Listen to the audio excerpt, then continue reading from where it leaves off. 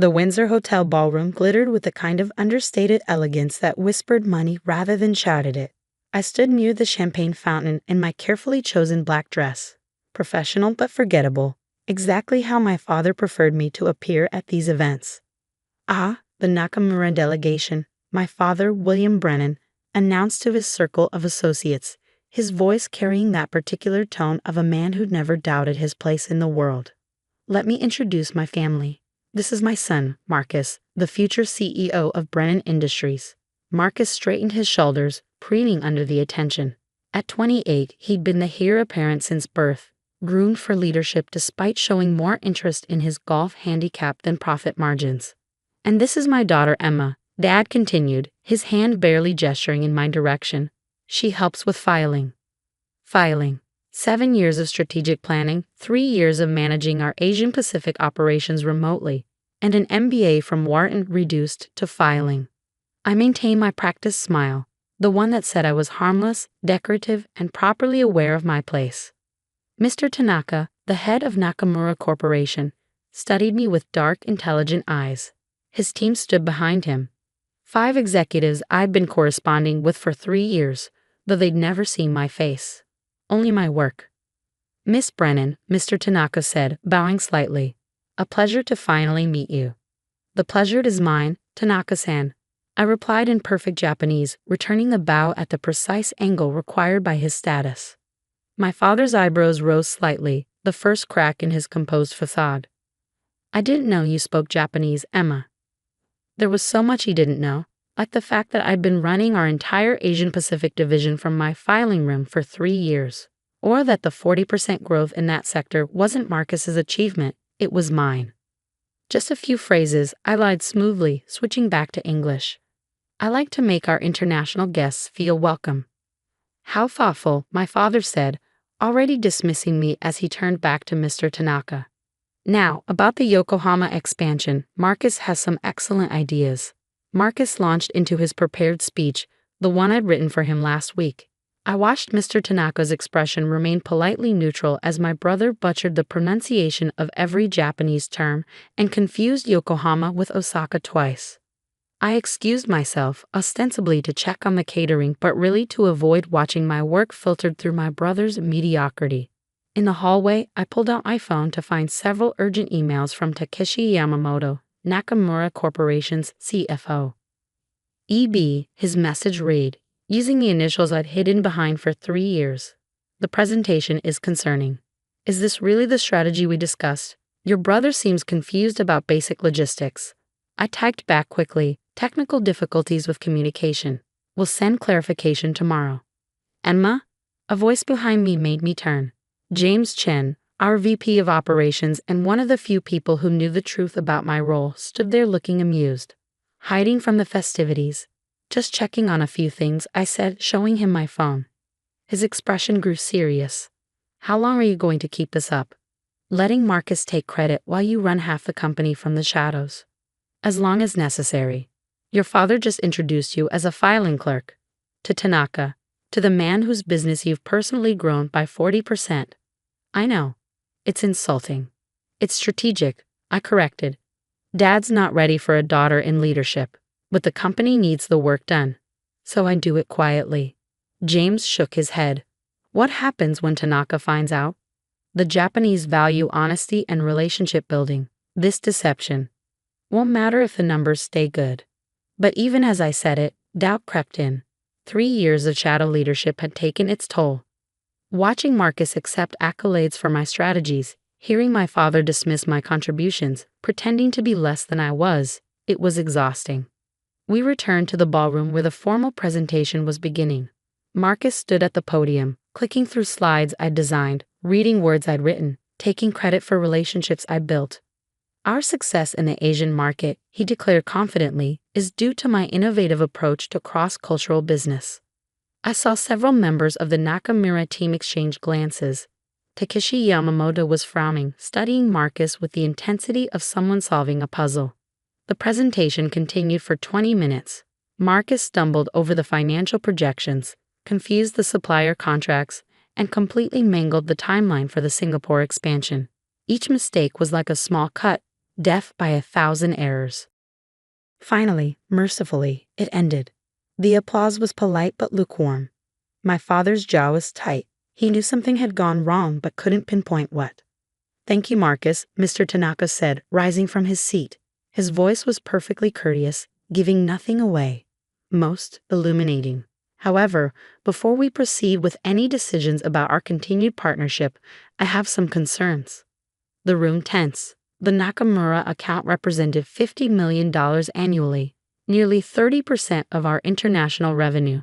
Losing it would be catastrophic.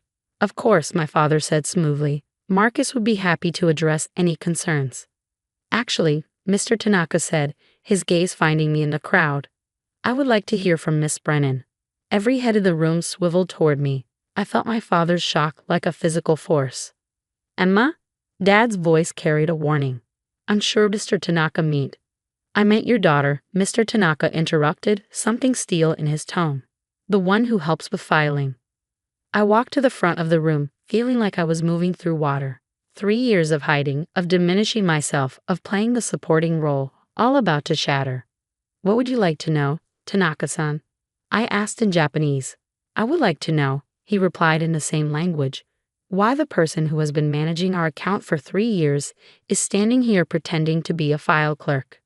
The room erupted. My father's face went from confused to shocked to furious in the span of seconds.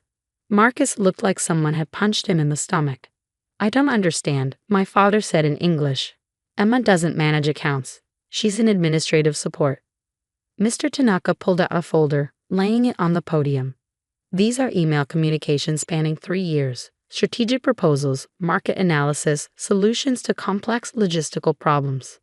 All signed EB, which, unless I'm mistaken, stands for Emma Brennan. That's impossible, Marcus sputtered. I manage the Nakamura account. Those are my strategies. Really? Takeshi Yamamoto stood up. Then perhaps you can explain the reasoning behind the Osaka distribution restructuring. It was quite brilliant. Marcus's mouth opened and closed soundlessly. Or, another member of the Nakamura team added, the solution to the regulatory issue in Singapore that saved us $8 million. Silence. I've been wondering, Mr. Tanaka continued, turning back to me, why someone of your caliber would hide behind initials. Now I understand. Your father doesn't believe women can lead. That's not, my father started. Isn't it? Mr. Tanaka's voice was ice. You introduced your son as the future CEO and your daughter as someone who helps with filing. Yet she's the one who's been managing our account, growing our business, solving problems your son doesn't even understand. There must be some misunderstanding, Dad insisted. Emma isn't qualified. I have an MBA from Wharton, I said quietly. Graduated summa cum laude. I speak fluent Japanese, Mandarin, and Korean. I've been managing your Asian Pacific operations for 3 years, generating 40% growth. That was Marcus's achievement. No, I pulled out my phone, connecting it to the presentation system. It wasn't. The screen filled with documents, emails, strategy papers, financial projections, all with tracked changes showing my authorship. 3 years of work meticulously documented. Every major win in the Asian Pacific market for the last 3 years, I said, scrolling through the evidence. My strategies, my relationships, my work. Filtered through Marcus because you couldn't conceive of your daughter being capable of more than filing. The room was tomb silent. Board members I'd known since childhood stared at me like they'd never seen me before. Marcus had sunk into a chair, his face pale. But it was my father's expression that hit hardest, a mixture of disbelief, betrayal, and dawning recognition. You've been deceiving me, he said. I've been saving your company, I corrected. The Nakamura account was failing when I took it over. Henderson Industries was about to poach them. The entire Asian Pacific division was hemorrhaging money. But you'd made it clear that women in our family were meant to support, not lead. So I supported. Invisibly. By lying. By doing what was necessary. Just like you taught me. Results matter, right? Well, here are the results. I clicked to a summary slide. 40% growth. 50 million in retained business. 30 million in new accounts. All while being paid as an administrative assistant. Mr. Tanaka cleared his throat. Brennan-san, I believe I was clear in my message last week. Nakamura Corporation will be moving our account. My father's face went gray. Mr. Tanaka, please. We can discuss. Unless, Mr. Tanaka continued as if Dad hadn't spoken, Emma Brennan is named as our account manager, not unofficially, not behind the scenes, publicly with the title and compensation her work deserves. That's blackmail, Marcus burst out. That's business, Mr. Tanaka replied calmly. We invest in competence, not chromosomes. Your sister has proven her worth. You have proven only that you can read her words badly.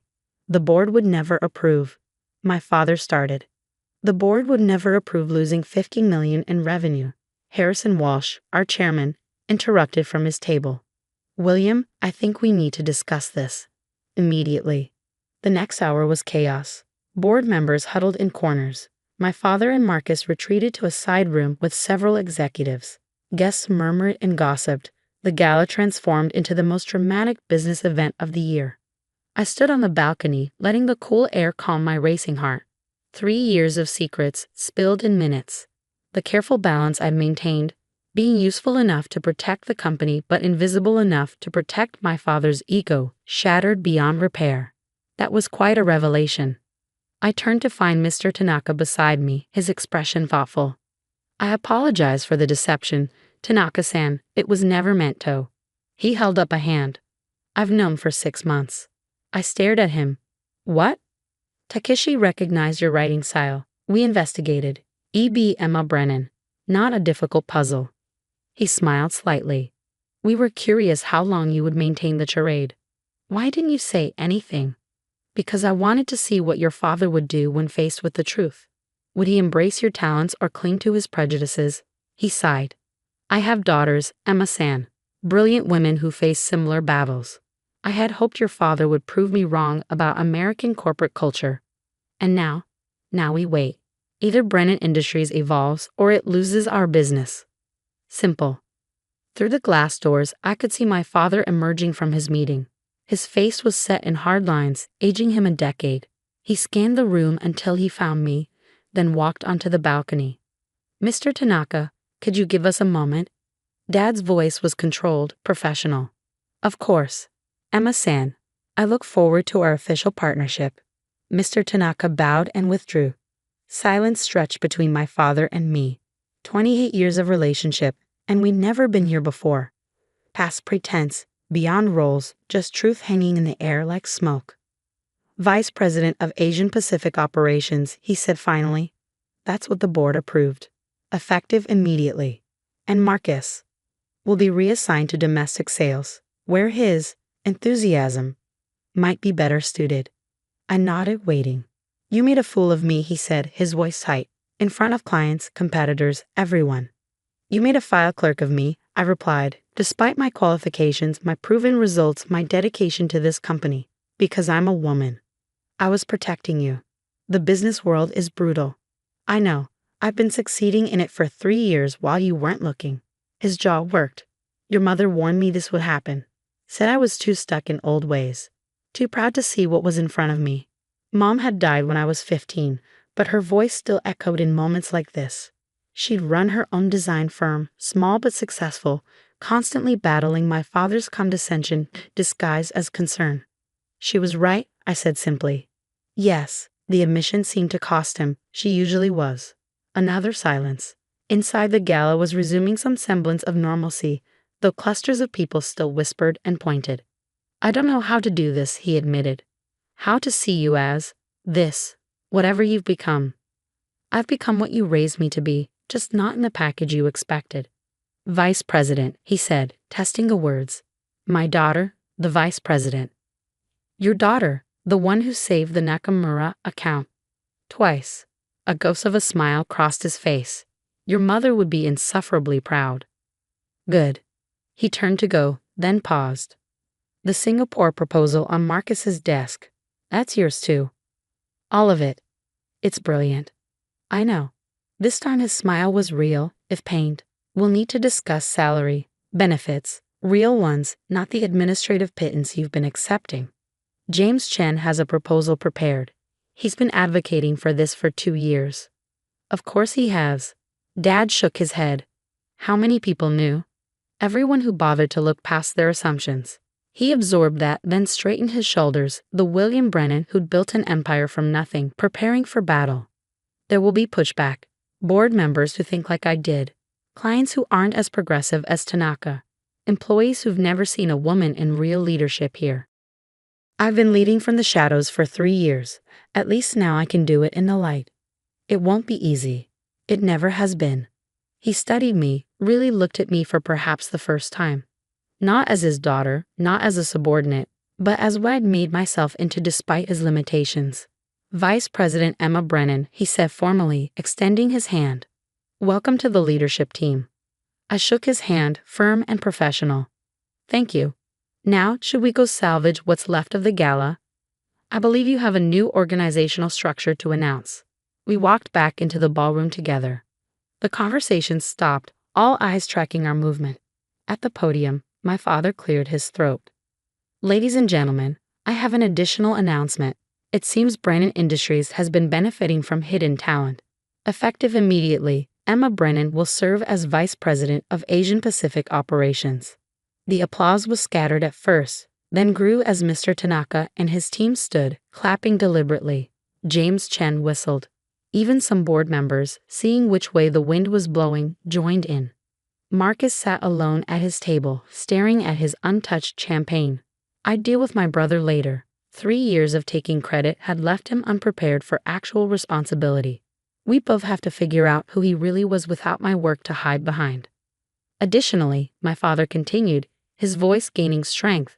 I owe you all an apology, and my daughter an even bigger one. It seems my old-fashioned views have been costing this company its best asset. That changes now. He found me in the crowd. Emma, would you say a few words about your vision for the Asia-Pacific division? I walked to the podium, no longer invisible, no longer diminished. The microphone felt like vindication in my hand. Thank you. I began in English, then switched to Japanese. Tanaka-san, arigato gozaimashita. Thank you for everything, not just the ultimatum, but for seeing me when my own family couldn't. I outlined my plans, expansion into Southeast Asia, partnerships with emerging tech companies, supply chain innovations that would cut costs by 20%. No more filtering through Marcus, no more hiding behind initials. Just competence, finally acknowledged. When I finished, the applause was genuine. Mr. Tanaka approached the podium. Nakamura Corporation is pleased to not only maintain but expand our partnership with Brennan Industries, he announced. We look forward to working with Vice President Brennan directly. Officially. $50 million retained. Plus the promise of more. All because one man believed women could lead and forced another to confront his prejudice. The rest of the evening blurred. Congratulations, questions, barely veiled curiosity about how I pulled off such a deception. I handled it all with the same skills I'd used to manage million-dollar accounts, grace, precision, and just enough steel to remind them I'd earned this. Near midnight, as the gala wound down, I found myself alone with James Chen. So, he said, grinning, how does it feel to finally be yourself? Terrifying, I admitted. Exhilarating. Exhausting. Worth it? I thought about 3 years of hiding, of diminishing myself, of accepting less than I deserved. Then I thought about the future, my name on my work, my ideas and my voice, my achievements finally, indisputably mine. Ask me in a year, I said. But we both knew the answer. Some things were worth fighting for, even if the battle was against your own family's limitations. Even if victory came not through confrontation, but through quiet competence that eventually became too big to ignore. I was done filing. It was time to lead. And despite everything, or maybe because of it, my father was finally ready to let me. The first contraction hit me at 3:47 a.m. on a Tuesday, and 32 hours later, I was holding my son while the nurses pretended not to notice I was completely alone. My name is Olive, and I should probably mention that the father of my child had walked out 3 months earlier when I refused to consider other options. His exact words, Milo always did have a talent for making cowardice sound reasonable. Any family coming to pick you up, honey? The discharge nurse looked at me with that practiced sympathy they probably teach in nursing school. My mother's on her way, I lied, bouncing my unnamed baby against my chest. The truth was, I'd called Mum 6 times during labor, 6 times, and each call went straight to voicemail. The ride home in the Uber was a blur of exhaustion and that new parent terror where you're convinced the car seat isn't installed right, and every pothole might kill your child. The driver kept glancing at me in the rearview mirror, probably wondering why a woman who'd just given birth was taking a rideshare home alone. I fumbled with my keys at the front door of my little craftsman house, the one I'd bought 3 years ago with my savings from working double shifts at the medical billing company. The key wouldn't turn. That's when I noticed the locks were different. Shiny new deadbolts where my old brass ones used to be. What the hell? Language, Olive. There's a baby present. I spun around to find my mother standing on my own front porch like she owned the place. Naomi looked immaculate as always. Perfectly blown-out silver hair, cream-colored blazer, that smile she wore when she was about to ruin someone's day. Mom, what's going on? Why can't I get into my house? Our house now, actually. My sister Daria stepped out from behind the porch column, and my heart stopped. She was holding my baby's car seat, the expensive one I'd researched for months, and inside, it was a tiny bundle I didn't recognize. Where did you get that baby? Daria's smile was pure poison. This is my son now. I've been taking care of him while you were indisposed. The world tilted. Give me my baby. Right now. I don't think so. Mom stepped between us. Daria's been here all week, preparing the nursery, buying supplies, being responsible. You disappeared for 2 days without a word. I was in the hospital, having a baby. I called you. We never got any calls. Daria adjusted the car seat with practiced ease, like she'd been doing it for months instead of days. Besides, look at you. You can barely stand up. You think you're ready to raise a child? I looked down at myself, hospital gown under my coat, mesh underwear, still bleeding, exhausted beyond human comprehension. But none of that mattered because that was my son she was holding. This is insane. This is kidnapping. Give me my baby and get out of my house. Your house? Mom laughed, and it sounded like breaking glass. Sweetheart, you signed the deed over to Daria last month. Don't you remember? You were so worried about providing for the baby, and we offered to help. My blood turned to ice water. I never signed anything. Of course you did. Right here in this folder. She held up a manila envelope thick with papers. All legal and notarized. Daria's been making the mortgage payments since you've been too unstable to work. I grabbed for the folder, but Mom pulled it back. Now. These are important documents. We can't have you losing them in your condition. My condition? I just had a baby. Exactly. And clearly you're not thinking straight. The best thing for everyone, especially this precious little one, is for you to get some rest, get some help, and let the adults handle things. Daria cooed at the baby, and he made a soft sound that broke something inside my chest. He's been such a good boy for Auntie Daria. Haven't you, sweetheart? Stop calling yourself his aunt. You're not his mother. Actually, Mom said, pulling out another set of papers, we've already filed the preliminary adoption paperwork. Given your circumstances and Daria's stable home environment, it's really the most sensible solution. The porch started spinning. You can't do this. You can't just steal my baby in my house. We're not stealing anything. We're helping. And frankly, Olive, you should be grateful. Do you have any idea how expensive it is to raise a child? Daria has a good job, a stable relationship. She works part-time at a boutique. She has prospects, and she's not a single mother with no support system. I looked at my sister, really looked at her. She was glowing with triumph, holding my son like a trophy she'd won. You planned this. We planned to help, Mom said smoothly. And we did. Your bags are packed and waiting by the garage. We found you a lovely little studio apartment across town, very affordable. You went through my things? We packed very carefully, Everything you need for your recovery. I stared at them both, these women who shared my blood, standing on my porch, holding my child, with my house keys in their pockets. The baby started to fuss, and Daria bounced him expertly. "You'll never afford to get it back," Mum said quietly, and something in her tone made my spine straighten. "But don't worry, we'll take very good care of him." That's when I noticed the papers in Mum's folder weren't quite right. The signature on the visible page looked like mine, but the ink was too dark, too fresh.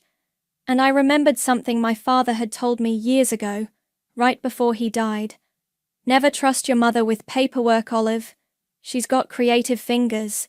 I looked at my son one more time, memorizing his face, then turned and walked to my car without another word. But I was already planning. The studio apartment Mom had found for me was a joke. 42 square feet of misery with a kitchenette that doubled as a bathroom sink and a water heater that sounded like it was dying every time I turned on the tap. I sat on the lumpy futon they'd bought from Goodwill. My designer couch was probably in my living room now, and stared at the single box of belongings they deemed essential. 3 changes of clothes, some toiletries, and my laptop. Everything else was being stored safely until I got back on my feet. The first week was a blur of crying, sleeping, and trying to figure out how to pump breast milk when you have nowhere to store it. My body was still recovering, my hormones were everywhere, and every time I closed my eyes, I saw Daria holding my son. "You need to eat something." My friend Jessica stood in my doorway holding a bag from the deli down the street. "And shower. Definitely shower." "I showered yesterday." "That was 3 days ago, Olive." I let her in and watched her try not to react to the smell of the place. The previous tenant had apparently been a heavy smoker with a cat problem. "Have you talked to a lawyer yet?" "With what money? I'm on unpaid maternity leave, remember? And apparently I don't own a house anymore." Jessica sat down carefully on the futon. "There are legal aid services, free consultations." "For what?" "They have paperwork saying I signed over the house. They have my baby. What's a free consultation going to tell me that I don't already know?" "That this is insane and illegal?" I unwrapped the sandwich she'd brought me, turkey and Swiss. It tasted like cardboard, but I forced myself to eat it. "My mom called yesterday," I said between bites. "Wanted to know if I was feeling more reasonable yet." "What did you tell her?" I hung up. Jessica pulled out her phone. "I'm looking up legal aid services right now." "Jess, no. This is not okay. You don't just lose your house and your baby because you went to the hospital. That's not how the world works." But apparently, it was how my world worked. The legal aid office was in a strip mall between a check-cashing place and a nail salon. The waiting room smelled like industrial coffee and desperation. I sat there for 2 hours before a tired-looking paralegal called my name. "So you're saying your mother and sister forged your signature?" She looked skeptical. "I'm saying I never signed anything. I was working full-time until I went into labor. When would I have had time to transfer a deed?" "And the baby?" "They took him from the hospital somehow. I don't even know how that's legal." She made notes on a yellow pad. "Do you have any documentation? Birth certificate? Hospital records?" "They have everything. They packed my stuff, remember?" "Right." More notes. "Look, Miss O'Brien, family disputes are complicated. If there's paperwork saying you signed over custody and the house—" "But I didn't sign anything." "I understand you feel that way, but proving forgery is expensive. You'd need handwriting experts, court fees, a real lawyer. We're talking thousands of dollars." I left with a pamphlet about coping with family conflict and a phone number for a support group. The support group met in the basement of a community center on Thursday nights. Single mothers, legal rights and resources. I almost didn't go, but Jessica threatened to drag me there herself. The facilitator was a woman in her 30s, with short red hair and the kind of confidence I used to have. I'm Roslyn, and I'm a paralegal at Morrison & Associates. I also teach basic legal literacy classes here twice a week. She looked around the circle of tired women. Tonight we're talking about documentation. How many of you have copies of important papers? Birth certificates, leases, employment records? A few hands went up. Mine stayed down. Here's the thing about legal battles, Roslyn continued. They're not won by who's right. They're won by who has better paperwork. After the meeting, I lingered by the coffee table, pretending to organize the stale cookies. First time here? Roslyn appeared beside me. Yeah, I'm not sure it's for me. What's your situation? I gave her the short version. House, baby, forged documents, family betrayal. She listened without interrupting. That's not a family dispute, she said when I finished. That's fraud. The legal aid lady said, The legal aid lady sees 50 cases like this a week and doesn't have time to dig deeper. But I do. She handed me a business card. I teach a class on Tuesday nights. Real estate law basics. You should come. I can't afford. It's free, part of a grant program for women in crisis. I looked at the card. Plain white, just her name and a phone number. Why would you help me? Because 20 years ago, my sister tried to steal my inheritance using forged documents. She almost got away with it too. Roslyn's smile was sharp as a blade. I learned to fight back. Now I teach other women how to do the same. That night, I opened my laptop for the first time since coming home from the hospital. My email was full of condolence messages from co-workers who'd heard about my difficult situation and offers to help with meals. But buried in my sent folder, I found something interesting. An email from 6 months ago to my mortgage company, asking about refinancing options. At the bottom was my electronic signature, the same one that was probably on whatever papers Mum had shown me. I screenshot everything and saved it to a new folder labeled Evidence.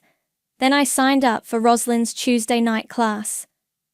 Roslyn's Tuesday night class met in the same community center basement, but the energy was completely different. Instead of tired mothers sharing custody horror stories, this was 8 women hunched over laptops and legal textbooks, like they were planning a heist.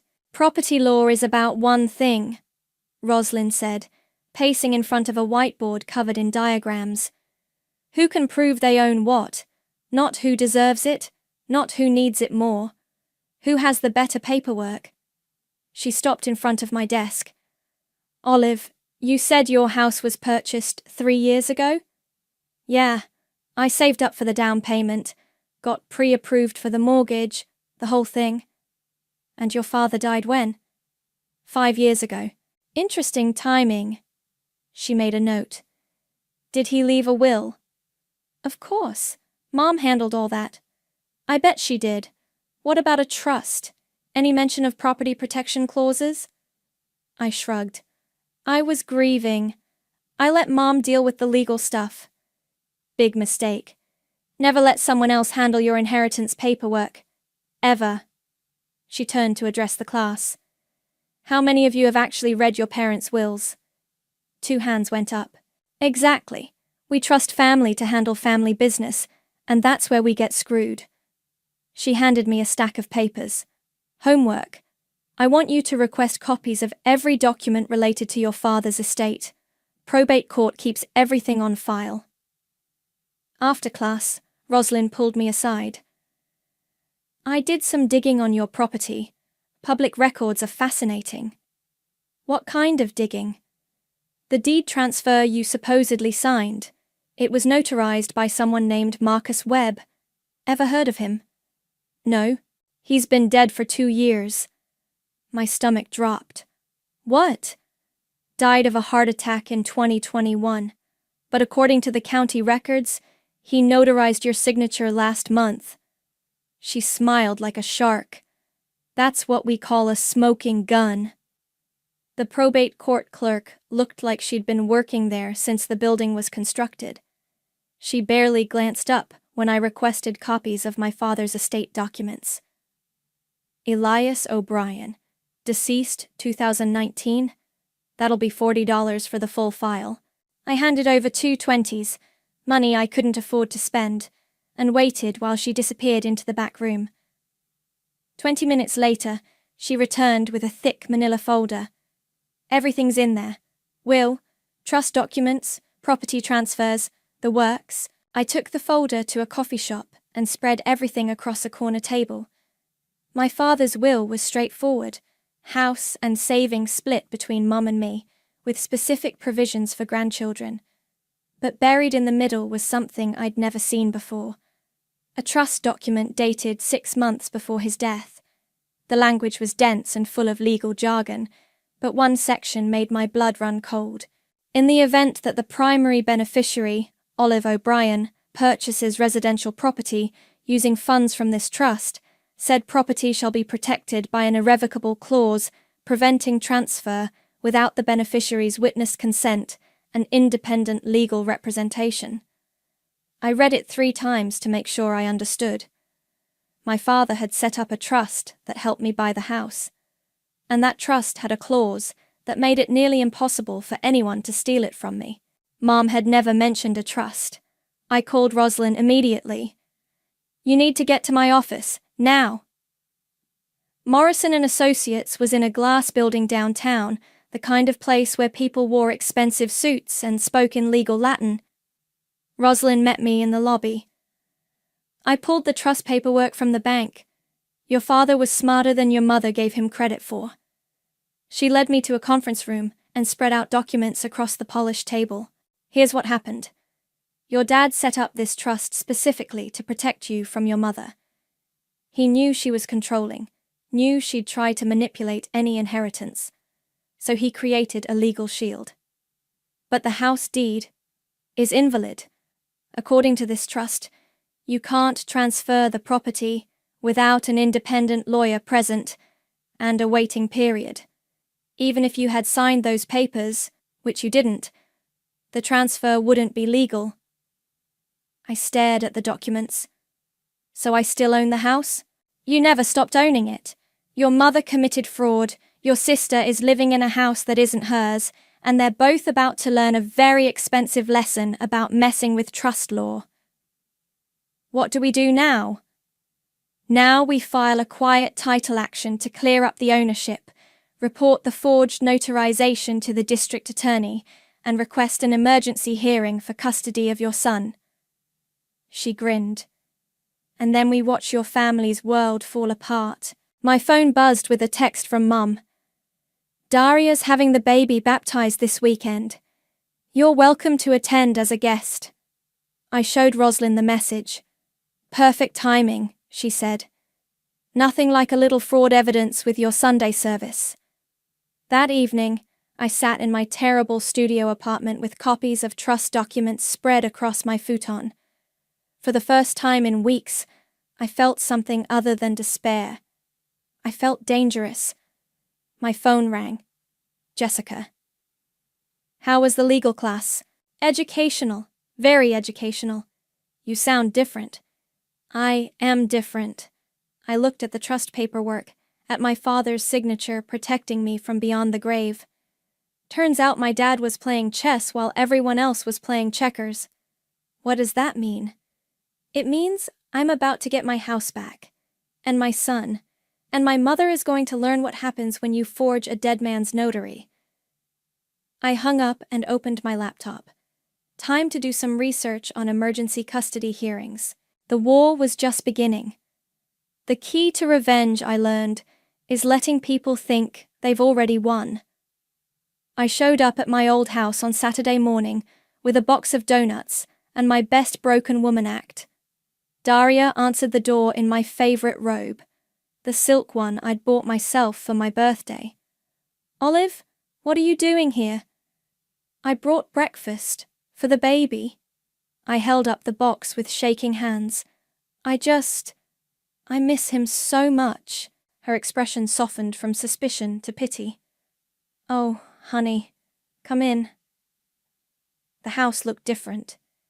They'd moved my furniture around, hung new pictures, painted the nursery a different color. But it was still my house, and seeing Daria play homeowner in it made my teeth ache. "Where's Mom?" "Getting her hair done. The baptism's tomorrow, remember?" Daria led me to the kitchen, my kitchen, where my son was sleeping in a bouncer I'd never seen before. "He's gotten so big." I knelt beside him, memorizing his face. "What have you been feeding him?" "Formula mostly. I tried pumping, but it's not really working out." I bit my tongue. Of course she couldn't breastfeed someone else's baby. "Can I hold him?" "Sure, but be careful. He just ate." I lifted my son. God, he was heavier already, and sat in the chair that used to be in my living room. Daria bustled around making coffee, and I used the opportunity to look around. Mail scattered on the counter, bills in my name still coming to my address, a stack of legal papers by the phone. "So, how are you doing? In that little apartment?" "It's hard." I let my voice crack. "Really hard. I can barely afford groceries." "Maybe you should think about getting a job, something part-time to start."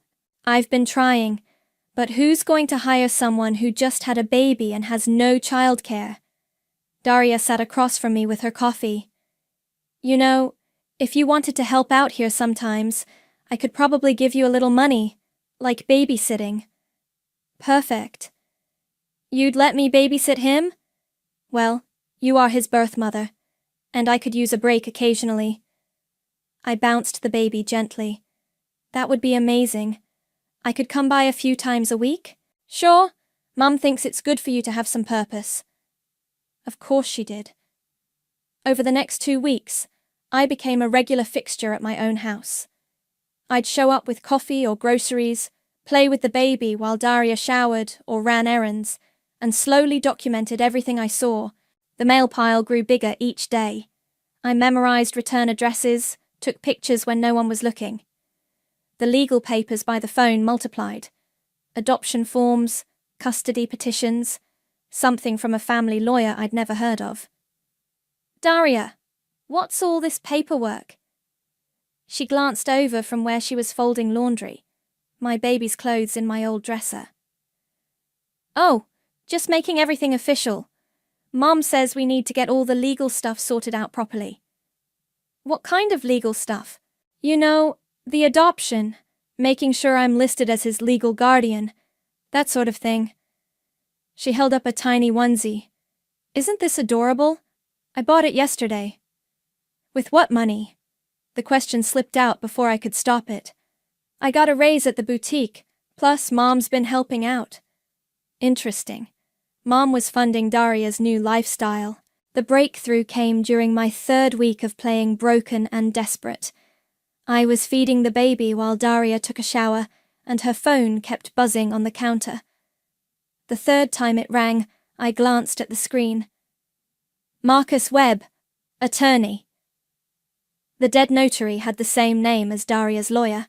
What were the odds? When Daria came downstairs, I was back to playing with the baby, like nothing had happened. "Everything okay?" Your phone was ringing. Probably just Marcus. He's been helping us with all the paperwork. Marcus? Our lawyer. Well, Mom's lawyer, really. He's been in the family forever. That's nice. It's good to have someone you trust. Exactly. Mom says he's handled all our legal stuff for years. That evening, I called Rosalind from my studio apartment. Marcus Webb isn't just a dead notary. He's also Daria's lawyer. Same name, different person. Has to be. Maybe his son, someone using his credentials, or someone who bought his notary stamp and is impersonating him. Rosalind's voice got sharp. That's federal fraud territory. There's more. They're filing adoption papers. And Mom's paying for everything. Daria's new clothes, baby supplies, legal fees. She's funding the whole operation. Smart. Makes it look like Daria's the stable one with resources. What do? We let them file everything. The more paperwork they submit with forged signatures and dead notaries, the deeper the hole they dig. But what about the baby? Trust the process, Olive. We're building a case that's going to bury them. The next day, I showed up for my usual visit to find Mum's car in the driveway. She was in the living room, with a man in an expensive suit, papers spread across my coffee table. Olive! Mum's voice was honey-sweet. Perfect timing. This is Marcus, our family attorney. The man looked up and smiled. He was maybe 40, with the kind of practiced charm that screamed expensive lawyer. Nice to meet you, Olive. I've heard so much about you. All good things, I hope? Of course. Your mother and sister speak very highly of you. I bet they did. Marcus was just explaining the adoption process to us, Mom continued. It's quite complex, but he's making sure everything is done properly. That's wonderful. I just want what's best for the baby. Exactly. Marcus gathered his papers. Well, I think we have everything we need. The final paperwork should be ready by next week. After he left, Mom walked me to the door. You're being very mature about all this, Olive. I'm proud of you. I just want my son to be happy. He will be. Daria's going to be a wonderful mother. I nodded and smiled, and walked to my car like the defeated woman they thought I was. But in my purse was a photo I'd taken of Marcus's business card when he wasn't looking. And on that card was an address that was about to become very important. The spider was spinning her web all right, but they had no idea who the real spider was. The Morrison & Associates office building had security cameras in the lobby. I knew this because I'd been working there for 3 weeks as a filing clerk, and nobody had bothered to run a background check thorough enough to connect me to the O'Brien property dispute buried in their system. Apollo Benson found me in the records room on a Thursday afternoon, surrounded by bankers' boxes, and looking exactly like what I was. A desperate single mother grateful for any job that paid above minimum wage. You're the new girl, Olive. Yes, sir.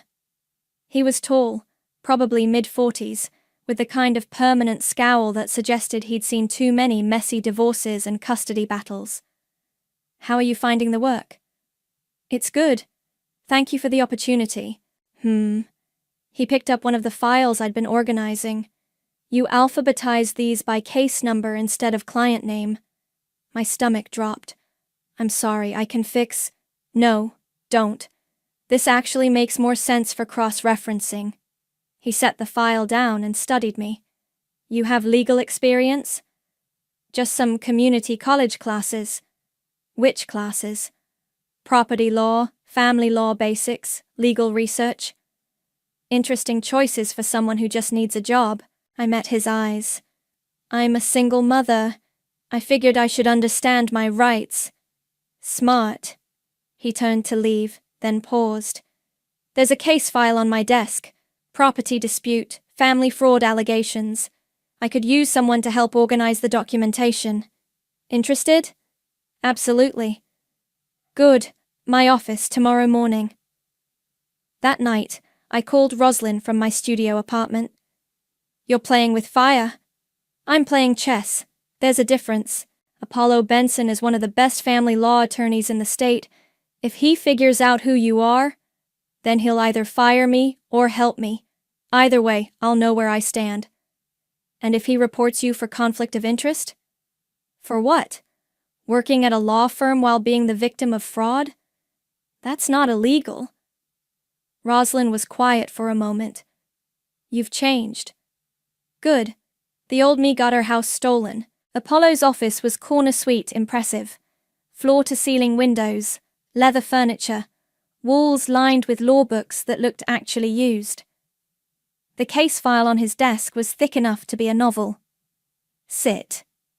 He gestured to the chair across from his desk. Tell me about this property law class you took. Basic real estate transactions, deed transfers, title disputes. What about trust law? Some. Irrevocable trusts, beneficiary rights, that kind of thing. He opened the file. Hypothetically, if someone tried to transfer property that was protected by a trust, what would happen? the transfer would be invalid. Trust protections supersede individual property rights.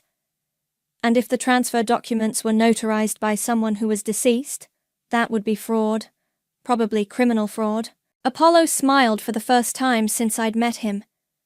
Good. Now, hypothetically, what would you do if you discovered that your own family had committed this kind of fraud against you? The air in the room went very still. I'd document everything, file a quiet title action, and press criminal charges. Even if it meant destroying your family.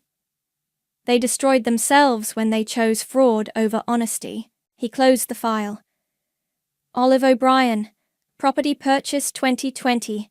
Deed allegedly transferred last month. One infant son currently in disputed custody. I didn't flinch. Yes. Why didn't you tell me who you were when I hired you?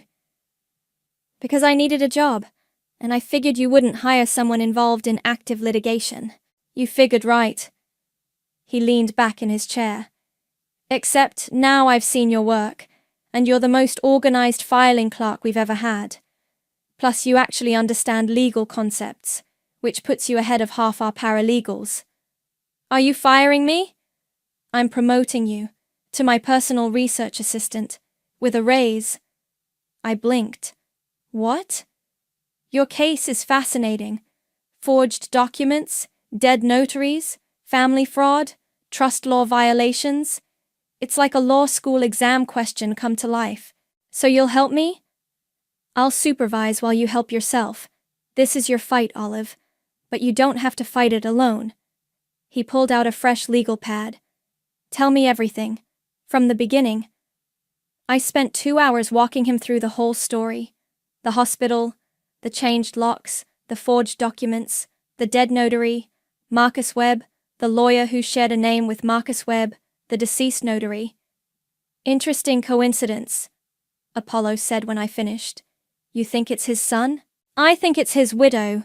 Marcus Webb Sr. died 2 years ago. His wife Linda took over his practice, but she's been using his credentials and notary stamp. Is that legal? Absolutely not. She's been impersonating a licensed attorney and notarizing documents with a dead man's seal. He made more notes. This gets better and better. Better? For us. Worse for them. He looked up from his notes. How attached are you to maintaining a relationship with your mother and sister? They stole my house and my baby. What relationship? Good, because when we're done with them, they're going to need their own lawyers. My phone buzzed with a text from Daria. Can you babysit tomorrow? Marcus wants to meet about the final adoption papers. I showed Apollo the message. Perfect. Let them file everything. The more fraudulent documents they submit, the stronger our case becomes. What about my son? We'll get him back. But first, we're going to let your family hang themselves with their own rope. That evening, I got a call from my elderly neighbor Audrey. I hadn't spoken to her since the day I came home from the hospital. Olive, dear, I hope you don't mind me calling. I got your number from Jessica. Of course not, Audrey. How are you? I'm fine, dear. But I wanted you to know, I saw everything that day. When you came home from the hospital, my heart started racing. What do you mean? I was watering my garden when your mother and that man came to change your locks. I heard the whole conversation. What conversation? About the papers. How they needed to make sure everything looked official before you got back. I didn't understand it at the time, but now... Audrey, would you be willing to write down what you heard? Oh, I can do better than that, dear. I recorded it. The line went quiet. You recorded it? My grandson gave me one of those doorbell cameras for Christmas. Records everything that happens in front of my house, including your front porch. I closed my eyes and smiled. Audrey, I think you just saved my life. Audrey's living room smelled like lavender and justice. She sat me down with tea and cookies like we were discussing the weather, not evidence that could send my mother to prison. I always thought your mother was a bit much, she said, pulling up the video on her tablet. But this was something else entirely.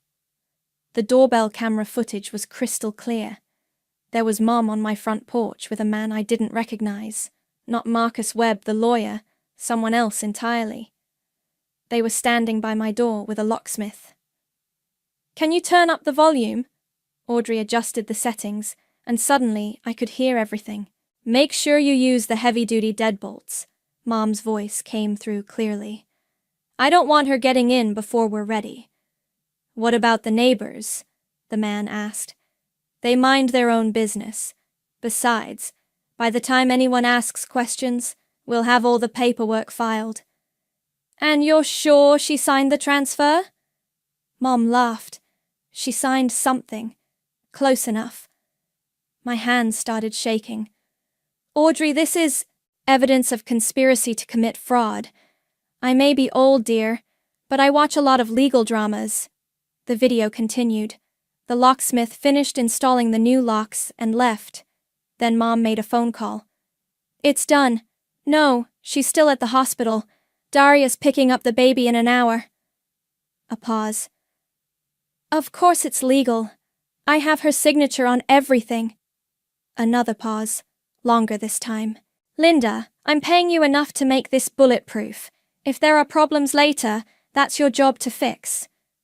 Linda. Apollo had been right about Marcus Webb's widow. "Audrey, I need copies of this video." "Already made them, dear. One for you, one for my safety deposit box, and one for that nice lawyer you're working with now. How did you—" "Jessica told me you got a job at a law firm. I put two and two together." She patted my hand. "I've been waiting 40 years for someone to take your mother down a peg." The next morning, Apollo watched the video 3 times before speaking. "This is better than a confession. Your mother just admitted to fraud, conspiracy, and document forgery on camera. What do we do now?" "Now we file everything at once. Quiet title action for the house, emergency custody petition for your son, and criminal complaints for fraud and identity theft." He pulled out his phone. "I'm calling the district attorney's office. They're going to love this." While Apollo made his calls, I sat in his office, staring out at the city. In a few hours, my family's world was going to explode. Part of me felt sick about it. The rest of me felt like I could finally breathe. "The DA wants to see us this afternoon," Apollo said, hanging up. "They're very interested in Linda Webb's little operation." "What happens to my son while all this is happening?" "Emergency custody hearing is scheduled for tomorrow morning. With this video evidence, you'll have him back by lunch." My phone buzzed. Text from Daria. "Emergency. Can you come over right now? Something's wrong with the baby." I showed Apollo the message. "Don't go. It's probably a trap." "What if it's not? What if something's really wrong?" "Then they can take him to the hospital like normal parents do." I stared at the message. "I can't risk it. He's my son." "Olive, I'm going, but I'm taking backup." 20 minutes later, I pulled into my old driveway with Apollo following in his car. Daria met me at the door, and she looked genuinely panicked. "Thank God you're here. He's been crying for hours, and he feels warm, and I don't know what to do." I pushed past her into the house. My son was in his crib, red-faced, and screaming. I picked him up and felt his forehead. "He has a fever. When did this start?"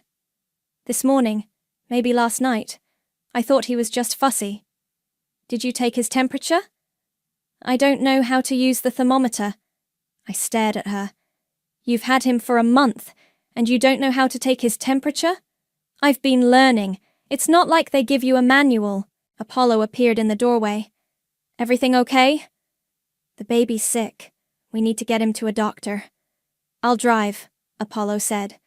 "Wait." Daria stepped between us and the door.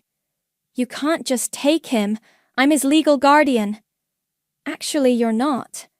Apollo pulled out a folder. "These are emergency custody papers. As of 1 hour ago, Olive has temporary custody pending tomorrow's hearing." Daria's face went white. That's impossible.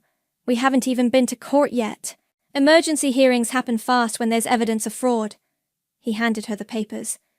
You have 10 minutes to pack his things. I'm calling Mom. Good idea. Tell her to call a lawyer. She's going to need one. While Daria ran upstairs, I gathered the baby's essentials: diapers, formula, the few clothes I recognized as ones I'd bought. Apollo stood guard by the door. This feels too easy, I said. It's not easy. It's justice. There's a difference. Daria came back downstairs with Mom right behind her. Mom took one look at Apollo, and her face turned to stone. You can't do this. That baby belongs with Daria. That baby belongs with his mother, Apollo replied calmly, which, according to his birth certificate and DNA, is Olive. We have adoption papers. You have fraudulent documents signed with a dead man's notary seal. The district attorney is very interested in discussing that with you. Mom's composure cracked. You have no idea what you're doing. That girl can't take care of a baby. She's unstable.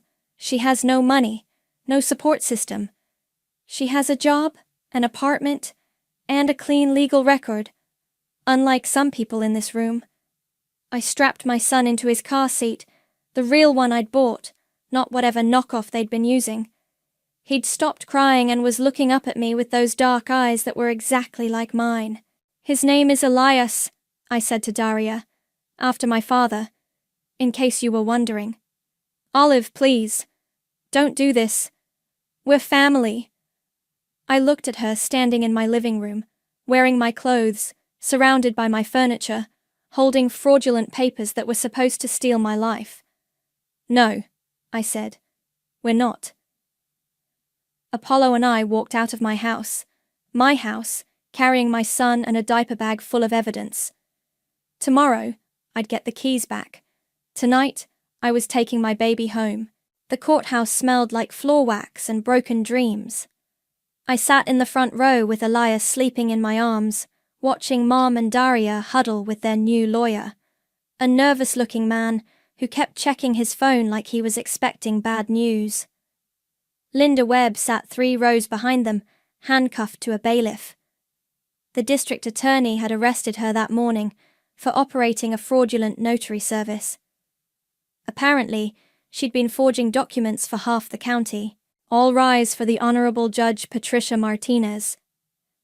Judge Martinez looked like she'd seen every kind of family drama imaginable and had run out of patience for all of it. She settled behind her bench and opened the file. This is an unusual case. We have property fraud, identity theft, forged documents, and a custody dispute all wrapped into one messy package.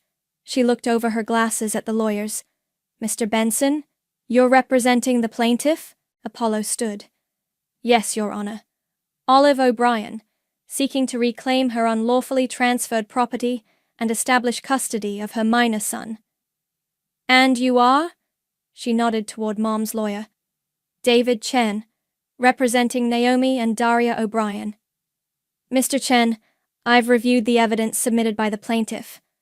The video footage, the forged notary seals, the fraudulent adoption papers. How does your client explain this? Chen shuffled his papers nervously. Your Honor, my clients maintain that Ms. Olive O'Brien willingly signed over the property and custody rights while under emotional distress following childbirth. Even though the notary who allegedly witnessed her signature has been dead for 2 years, that appears to be an administrative error. An administrative error? Judge Martinez's voice could have cut glass.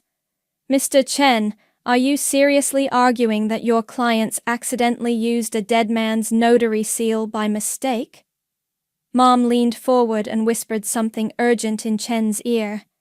Your Honor, my clients were acting in what they believed to be the best interests of the child and Ms. O'Brien, who was clearly not in a stable condition to make major decisions. I see. And stealing someone's house while they're in the hospital giving birth is in their best interest. How exactly? Apollo stood.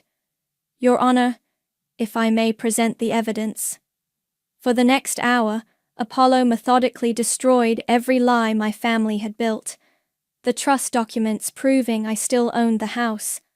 The video of Mom admitting to fraud. The forged signatures that didn't match my handwriting. The adoption papers notarized by a dead man. Mom sat stone-faced through most of it, but I saw her mask slip when Apollo played Audrey's video. Her face went pale when her own voice filled the courtroom. She signed something. Close enough. Your Honor, Chen tried one last time. Even if there were irregularities in the paperwork, my clients genuinely believed they were helping. Mr. Chen, Judge Martinez's voice was ice. Your clients committed multiple felonies. They forged legal documents, stole property, and kidnapped an infant. The only thing I'm interested in hearing from them is an explanation for why I shouldn't hold them in contempt for wasting this court's time. Mom finally snapped. She stood up, ignoring Chen's attempts to pull her back down. That girl has no business raising a child. She's unstable. She has no money, no support system. Daria can give that baby everything he needs. Mrs. O'Brien, sit down. She disappeared for 2 days without telling anyone where she was. She was in the hospital having a baby. She's living in a studio apartment with no heat. Because you stole her house. Judge Martinez slammed her gavel. Mrs. O'Brien, sit down now or I'll have you removed from my courtroom. Mom sat. But she wasn't done. You don't understand. I've spent 30 years cleaning up that girl's mistakes. She's never been responsible for anything in her life. Your Honor, Apollo said calmly. For the record, Ms. O'Brien has been employed full-time since age 18, purchased her own home at 29, and has no criminal record. Unlike some people in this courtroom. Noted. Judge Martinez reviewed her notes. Here's what's going to happen. The property transfer is declared null and void. Ms. Olive O'Brien retains full ownership of her home. The defendants have 72 hours to vacate the premises. Daria started crying. Mom's face turned to stone. Custody of the minor child is awarded to his biological mother, Olive O'Brien, effective immediately. Furthermore, I'm referring this case to the District Attorney for Criminal Prosecution. Mrs. Naomi O'Brien and Ms. Daria O'Brien, you're both facing charges of fraud, forgery, and conspiracy. Chen was frantically taking notes. Your Honor, about bail. Bail will be set at a separate hearing. For now, both defendants are released on their own recognizance with the condition that they have no contact with the plaintiff or her child. Mom stood up again. This is insane! You're destroying this family over paperwork. Mrs. O'Brien, you destroyed this family when you chose to commit crimes against your own daughter. She'll never be able to handle this alone. That's not your concern anymore. As the bailiff led Mom and Daria out of the courtroom, Mom turned back to look at me one last time. You think you've won, but you've destroyed this family. I stood up, holding Elias against my chest, and looked her straight in the eye. You did that years ago. The courtroom went quiet. Mom's face crumpled, and for a second, she looked like what she was, a broken woman who'd gambled everything on a lie and lost. Then the bailiff escorted her out, and she was gone. Apollo packed up his files. Congratulations, you just got your life back. What happens now? Now you go home, to your house, with your son. I looked down at Elias, who was starting to wake up. Did you hear that, baby? We're going home. Outside the courthouse, reporters were waiting. Apparently, the story of a family stealing a house and baby had made the local news. Apollo shielded me from the cameras as we walked to his car. How do you feel? One reporter called out. I stopped and turned around. I feel like justice was served. What would you say to your mother and sister? I thought about that for a long moment. I'd say they taught me to be silent, but I learned how to speak law, and that's louder than screams. The keys felt heavier than they should have when the sheriff handed them to me. Same brass keychain I'd used for 3 years, but everything about this moment felt different.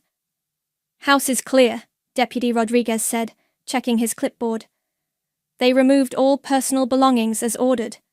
Left the furniture and fixtures. I walked up my own front steps with Elias in his carrier, Apollo beside me, and Audrey trailing behind with a bottle of champagne she'd insisted on bringing.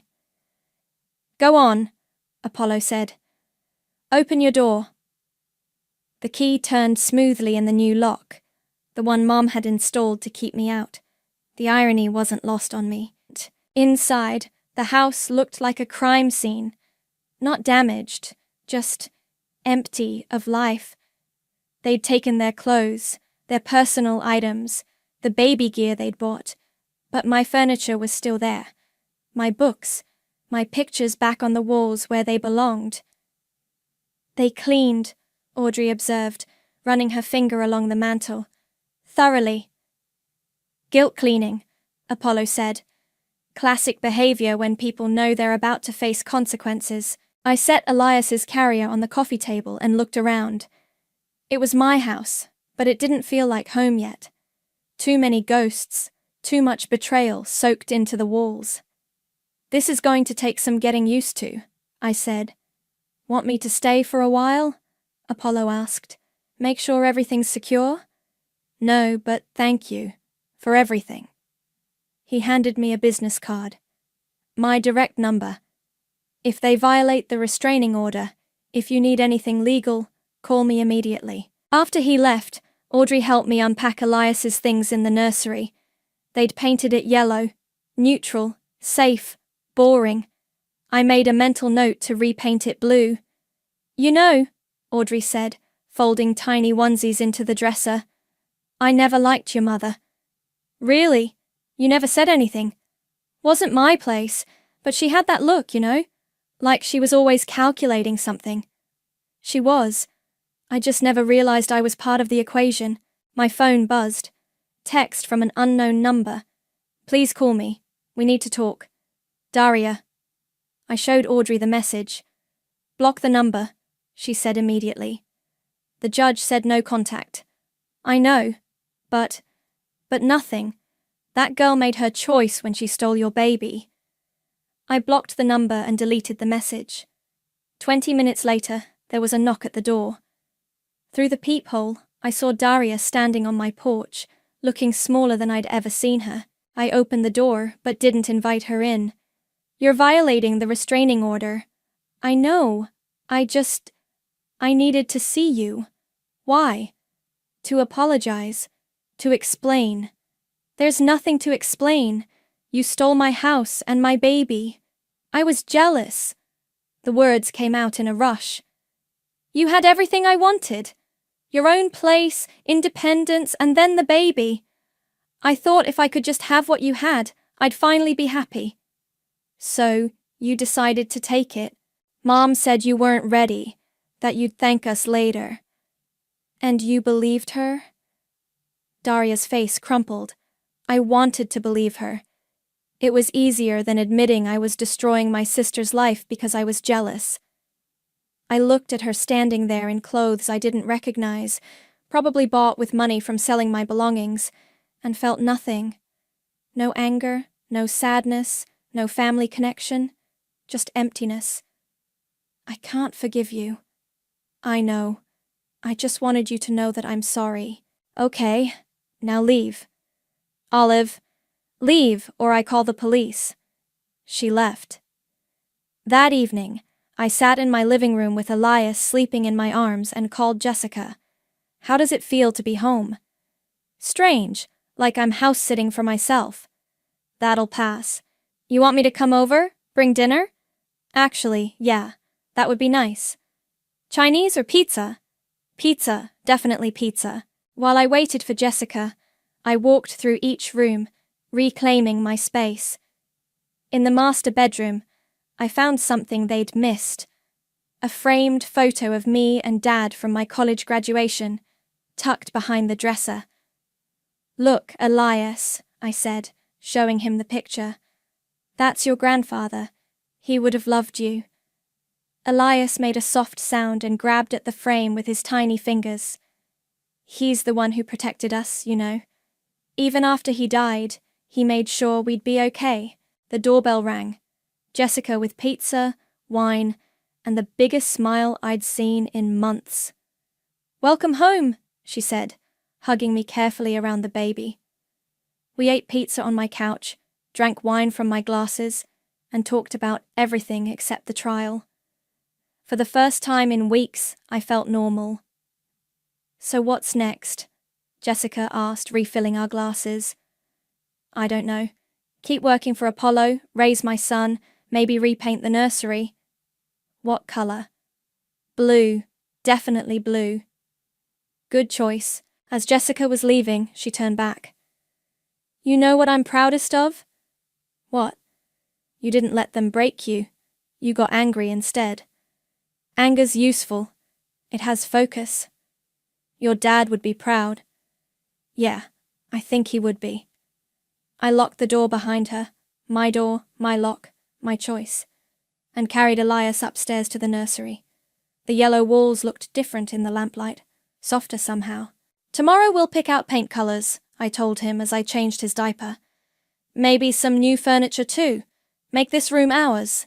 He looked up at me with those dark eyes and made a sound that might have been agreement. I settled into the rocking chair, the one piece of baby furniture I'd actually bought myself, and fed him his bottle. Outside, I could hear normal neighborhood sounds. Cars pulling into driveways, dogs barking, the distant sound of a television. My phone was quiet. No desperate texts from Daria, no manipulative calls from Mum. The restraining order was working. "You know what, Elias?" I said, watching him drink his formula. "They taught me to be silent, but I learned how to speak law instead." He finished his bottle and fell asleep in my arms. I carried him to his crib, his real crib, in his real room, in our real house, and tucked him in. "Sweet dreams, baby boy. Tomorrow we start over." I turned off the light and walked to my bedroom, my bed, my pillows, my life. For the first time in months, I slept through the night. I was folding my father's funeral programs when Reed slid the envelope across his mahogany desk like he was serving divorce papers. "Elizabeth, your father left specific instructions about how this should be handled. My name is Elizabeth Rose, and I just buried both my parents within 6 months of each other. Mom went first, quietly like she did everything else. Dad followed, probably because he couldn't figure out how to work the washing machine. I'd spent the last week organizing everything while my brother Christian locked himself in his childhood bedroom, claiming he was too emotional to help. The same bedroom where he'd been living rent-free for the past 3 years, playing video games and ordering DoorDash on Dad's credit card. "What kind of instructions?" I asked, though something cold was already settling in my stomach. Reed cleared his throat. He'd been the family attorney for 15 years, but today he wouldn't meet my eyes. "Perhaps Christian should be here for this." "Christian is at home having what he calls a grief day, which apparently involves a lot of energy drinks and Call of Duty." I leaned forward. "Just tell me, Reed." He opened the envelope and pulled out a handwritten letter. Dad's shaky cursive filled a single page. "Your father wrote this himself. No legal counsel." Reed's voice got smaller. He wanted me to read it aloud. "Then read it." Reed adjusted his glasses. "To my son Christian, you inherit the house, all property and remaining assets. You are the man of the family now." He paused, swallowed hard.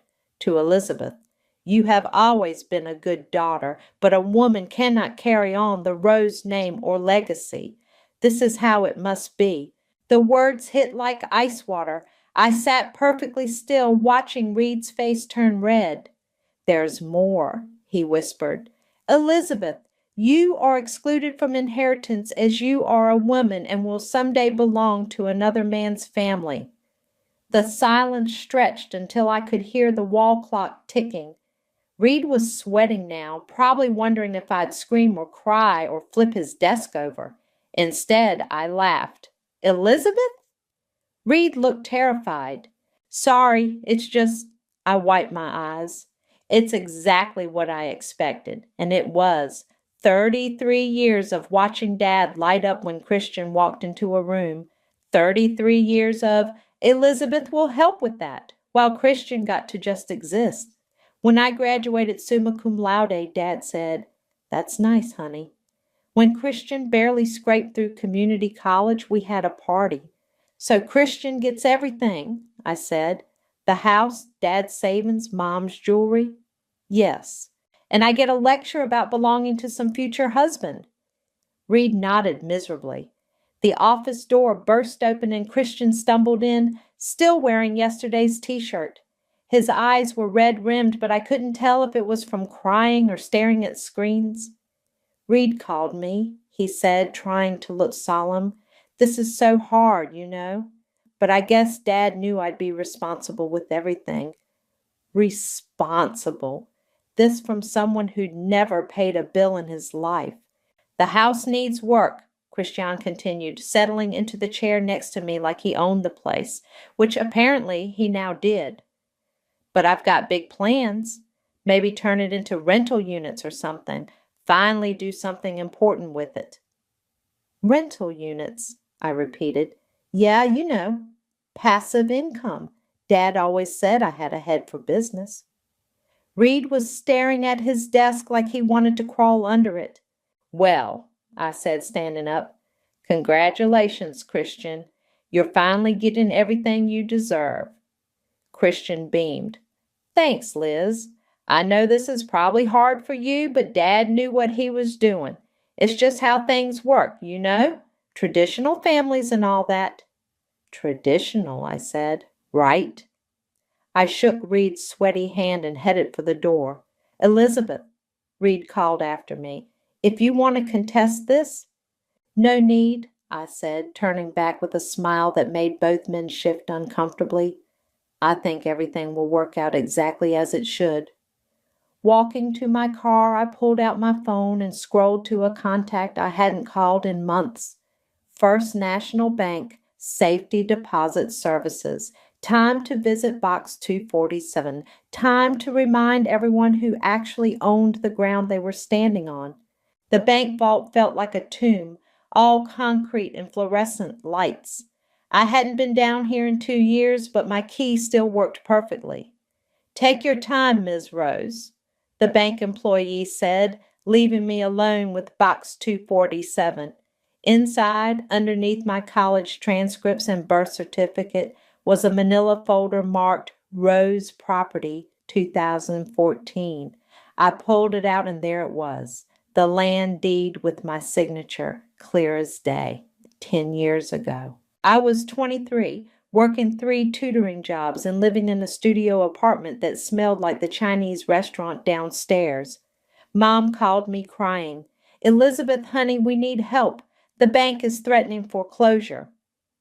I drove over that same night. Dad was pacing the living room, his face gray with stress. "It's temporary," he kept saying, "just until we get back on our feet." "How much do you need?" I asked. 47,000, Mom whispered. "We refinanced twice already." I stared at them. 47,000 was every penny I'd saved for graduate school. Every late-night tutoring spoiled rich kids in calculus. Every weekend I'd worked instead of having a social life. "I don't have that kind of cash," I said. Dad's shoulders sagged. "Then we'll lose the house." "But," I said slowly, "I could buy the land underneath it." They both looked confused. "The property records show the house and land as separate assets. If I buy the land, you keep living here, but the bank can't foreclose because I'll own the ground." Dad's eyes lit up. "That's brilliant. You'd do that for us?" "Of course. We're family." The paperwork took 3 weeks. I remember sitting in the title office, signing document after document while Dad paced behind me. "This is just temporary," he said for the 100th time. "Once we're stable, we'll transfer it back." "Sure, Dad." "I mean it, Elizabeth. This stays in the family."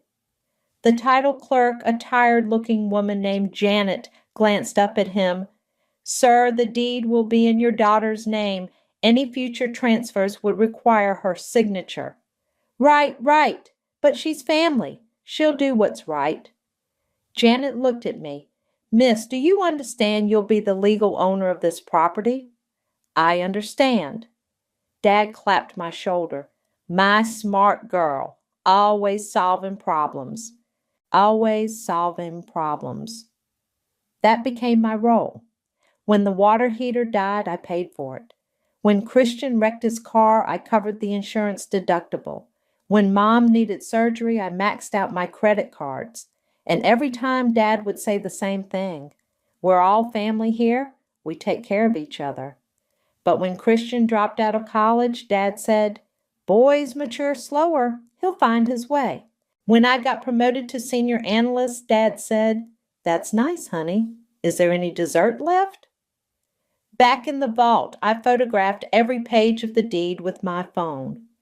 The land was still mine, had been for 10 years. And in all that time, through every family dinner and holiday gathering, nobody had ever mentioned transferring it back. I pulled out my laptop and logged into the county assessor's website. The Rose family home, 1247 Maple Street, sat on lot 15B. Owner of record, Elizabeth Rose. Current assessed value, $127,000.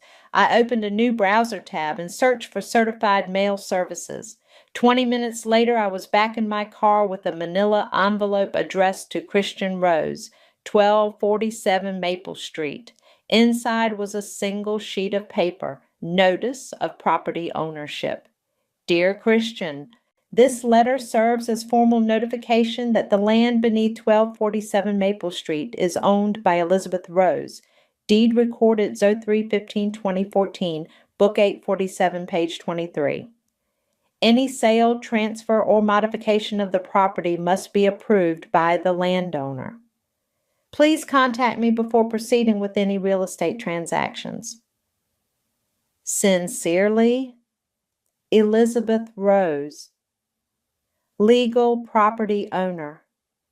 I drove to the post office and paid for certified mail, return receipt requested. The clerk stamped it with tomorrow's date. "Important document?" she asked. "You could say that." My phone buzzed as I walked back to my car. Text from Christiane. "Already got 3 people interested in the house. Dad would be so proud. This is going to change everything for me." I typed back, "I'm sure it will." Then I deleted his number and drove home to my apartment, the same studio I'd been living in for 10 years because every spare dollar had gone to family. Time to see how much family loyalty was really worth. My phone started ringing at 7:43 a.m. Christiane's name flashed on the screen. I let it go to voicemail. It rang again at 7:44 and 7:45. By 8 a.m., I had 6 missed calls and 3 increasingly frantic voicemails. "Liz, call me back. There's some kind of mistake with the house paperwork." "Elizabeth, this isn't funny. The realtor says there's a problem with the title. Call me." "What the hell did you do? Call me back." I was pouring my second cup of coffee when he called again. This time I answered. "Good morning, Christian." "What did you do to the house?" His voice was shaking. "I didn't do anything to the house." "The realtor says someone else owns the land. She says she can't list it until we resolve some ownership issue." That's strange." "Elizabeth, I swear to God, if you're screwing with me." "Did you get my letter?" Silence. Then, "What letter?" "Check your mail." I heard him stomping around, probably still in his pajamas, the sound of the front door opening, then rustling paper. "Property ownership notice?" His voice went up an octave. "What is this supposed to mean?" "It means I own the land your house sits on." "That's impossible." "Deed was recorded in 2014. You can look it up yourself." More silence. Then, "This is some kind of joke." "Nope." "You can't own the land under Dad's house." "Actually, I can, and I do.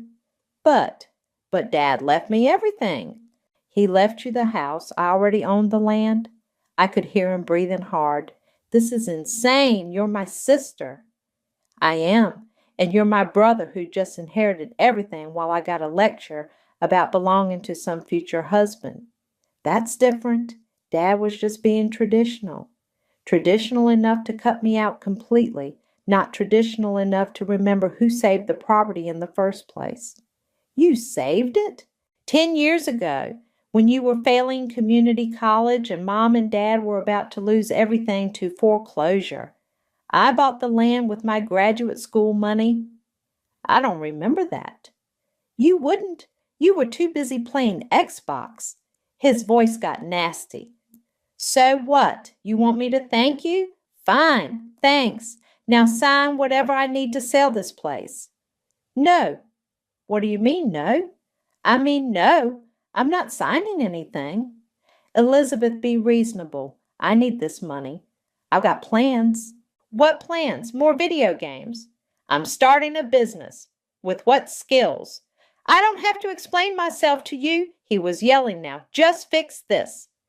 There's nothing to fix. Everything is exactly as it should be. The line went quiet for a long moment.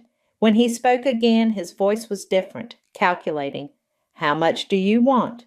Excuse me? For your signature. How much? I'm not for sale, Christian. Everyone's for sale. Name your price. I hung up. 10 minutes later, my phone buzzed with a text from an unknown number. This is Sylvia. We need to talk.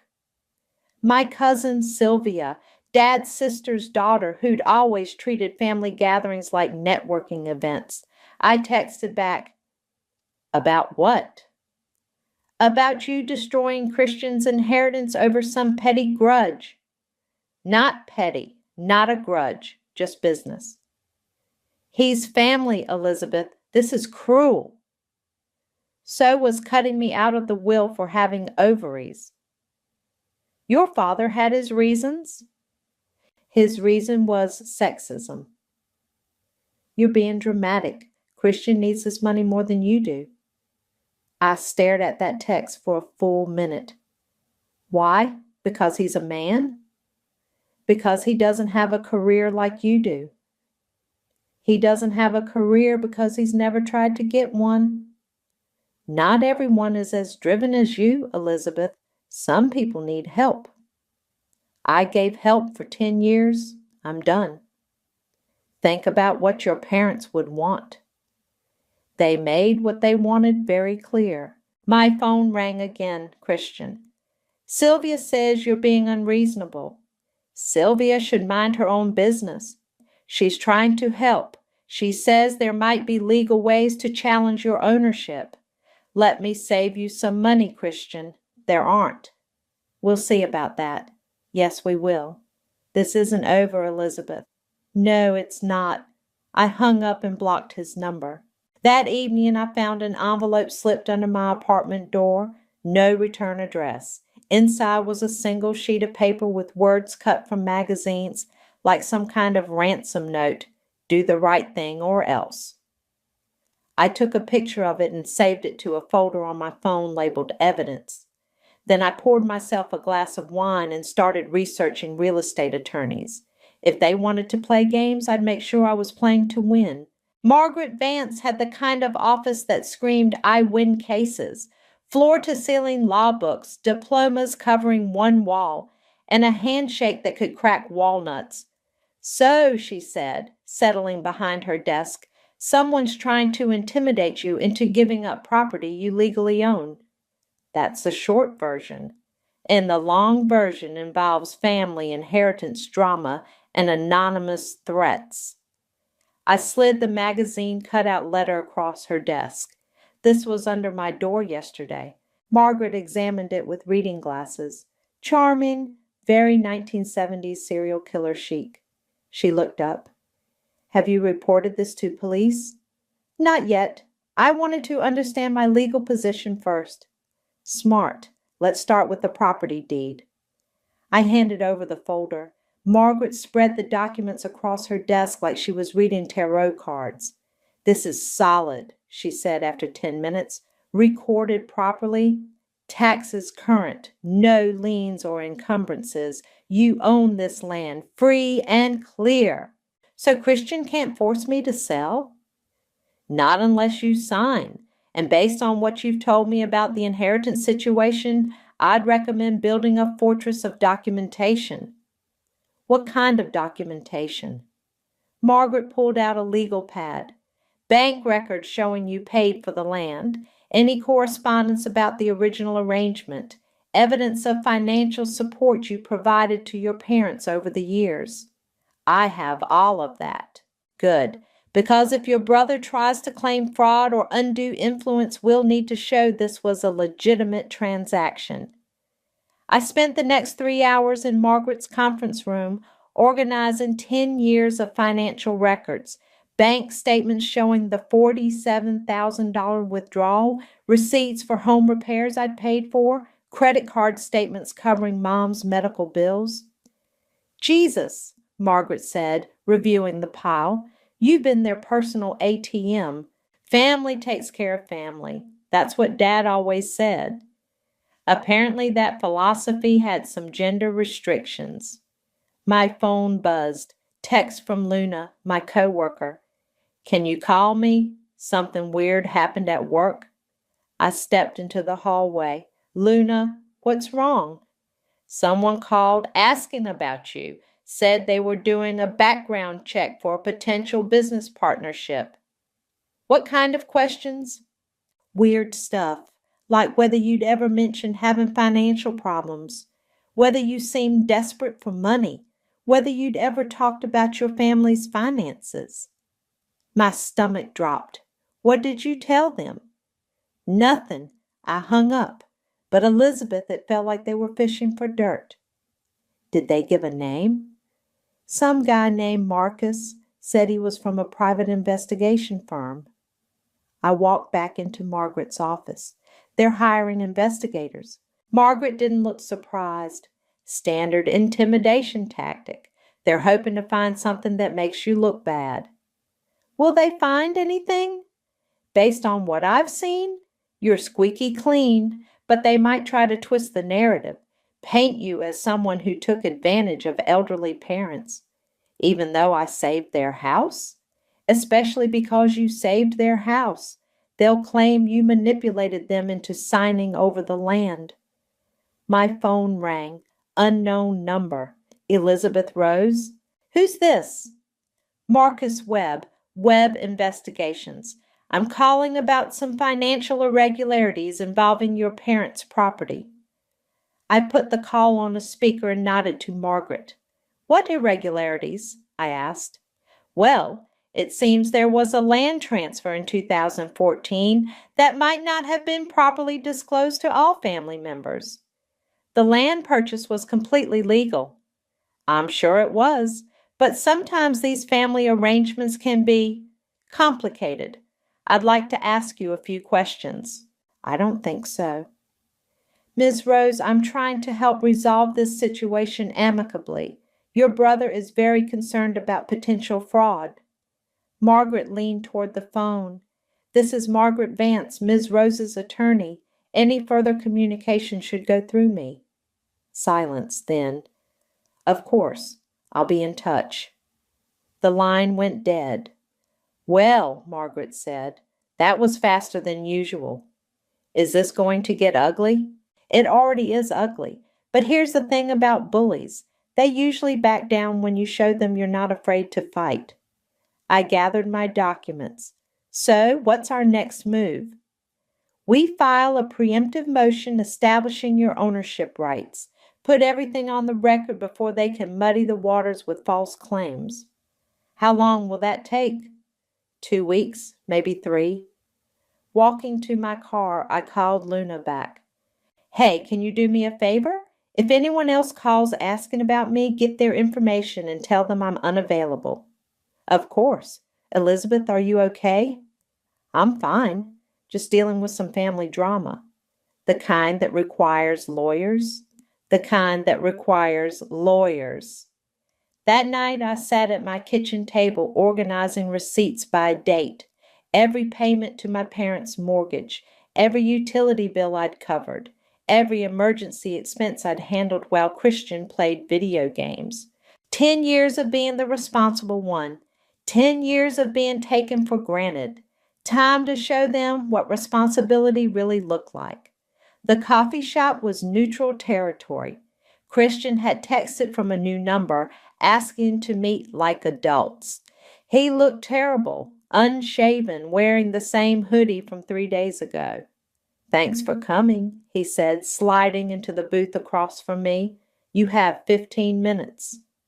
Look, I know we got off on the wrong foot with this whole thing." "Wrong foot? I mean, I understand you're upset about the will. Dad could have handled it better." I sipped my latte and waited. "But we're family, right? We should be able to work this out." "What are you proposing?" Christian pulled out a folded paper. "I talked to a real estate appraiser. The land is worth about 50,000. "Try again." "Okay, 60. That's more than you paid for it." "Christian, the land is worth 127, minimum." His face fell. "I don't have that kind of money." "Then you don't get the land?" "Come on, Liz, be reasonable. I'll give you 75,000. That's a 50% profit." "No." "80? No." He leaned forward, desperation creeping into his voice. "What do you want from me?" "Nothing. That's the point. This is insane. You're destroying my inheritance over some feminist bullshit." The woman at the next table looked over. I kept my voice level. "I'm not destroying anything. I'm protecting what's mine." "Dad left me that house." "Dad left you a house that sits on my land. Big difference." Christian's phone buzzed. He glanced at it and his expression changed. "Sylvia says you're just being vindictive." "Sylvia should worry about her own problems. She's trying to help. She thinks maybe we could work out some kind of payment plan." "What kind of payment plan?" "Like I could pay you monthly once I get the house sold and start my business." "What business?" "I'm still working out the details." I stood up. "We're done here." "Wait," he grabbed my arm. "Elizabeth, please, I need this money." "For what?" "I've got debts, credit cards, student loans. I'm drowning here." "Get a job." "It's not that simple." "It's exactly that simple." I pulled my arm free and walked out. Through the window, I watched Christian slump over the table with his head in his hands. My phone rang as I got to my car. "Margaret." "Elizabeth, we have a problem. Your brother filed a motion claiming adverse possession of the land." "What does that mean?" "He's arguing that since your parents lived on the property for 10 years after you bought it, they gained legal ownership through continuous occupation." "Can he do that?" "He can try. It's a weak argument, but it'll tie things up in court for months." "How weak?" "Adverse possession requires hostile occupation. Your parents were there with your permission as the landowner, but judges don't always understand property law nuances." That evening I was researching adverse possession cases when Luna called. "Turn on Channel 7 News, now." I flipped to the local station. A reporter was standing outside my parents' house. "Family dispute over inheritance has divided the Rose family. Christian Rose claims his sister is trying to steal his rightful inheritance through legal technicalities." The camera cut to Christian, wearing a clean shirt for once. "My sister has always been jealous of me," he said. "She can't stand that Dad trusted me with the family legacy. Now she's using some old paperwork to try to steal my house." "And what do you say to those who suggest this is about gender discrimination?" the reporter asked. "That's ridiculous. My dad loved Elizabeth, but someone has to carry on the family name, and that's traditionally the son's responsibility." The segment ended with the reporter saying Elizabeth Rose was unavailable for comment. My phone started buzzing immediately.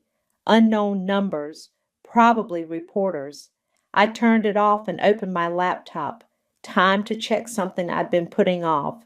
I logged into the county recorder's office website and searched for liens against 1247 Maple Street. There it was, filed 6 months ago. Mechanics Lion, $15,000. Filed by Elizabeth Rose for unpaid home repairs and maintenance. I filed it right after Dad's cancer diagnosis when I realized how this would probably end. Every roof repair, every furnace service, every plumbing emergency I'd covered while Christian lived there rent-free. The lien was perfectly legal, and it meant that even if Christian somehow won his adverse possession claim, he'd owe me $15,000 before he could sell. I picked up my phone and called Margaret. I need to tell you about something I filed 6 months ago. What kind of something? A mechanic's lien against the property for unpaid home repairs. Margaret was quiet for a moment. Elizabeth, you magnificent, devious woman, how much? $15,000, with interest and penalties, probably 18 by now. So even if he wins his court case, he still can't sell without paying me. You filed this before your parents died? Right after Dad's diagnosis. I had a feeling about how the will would go. Jesus, you've been playing chess while everyone else was playing checkers. I learned from the best teachers.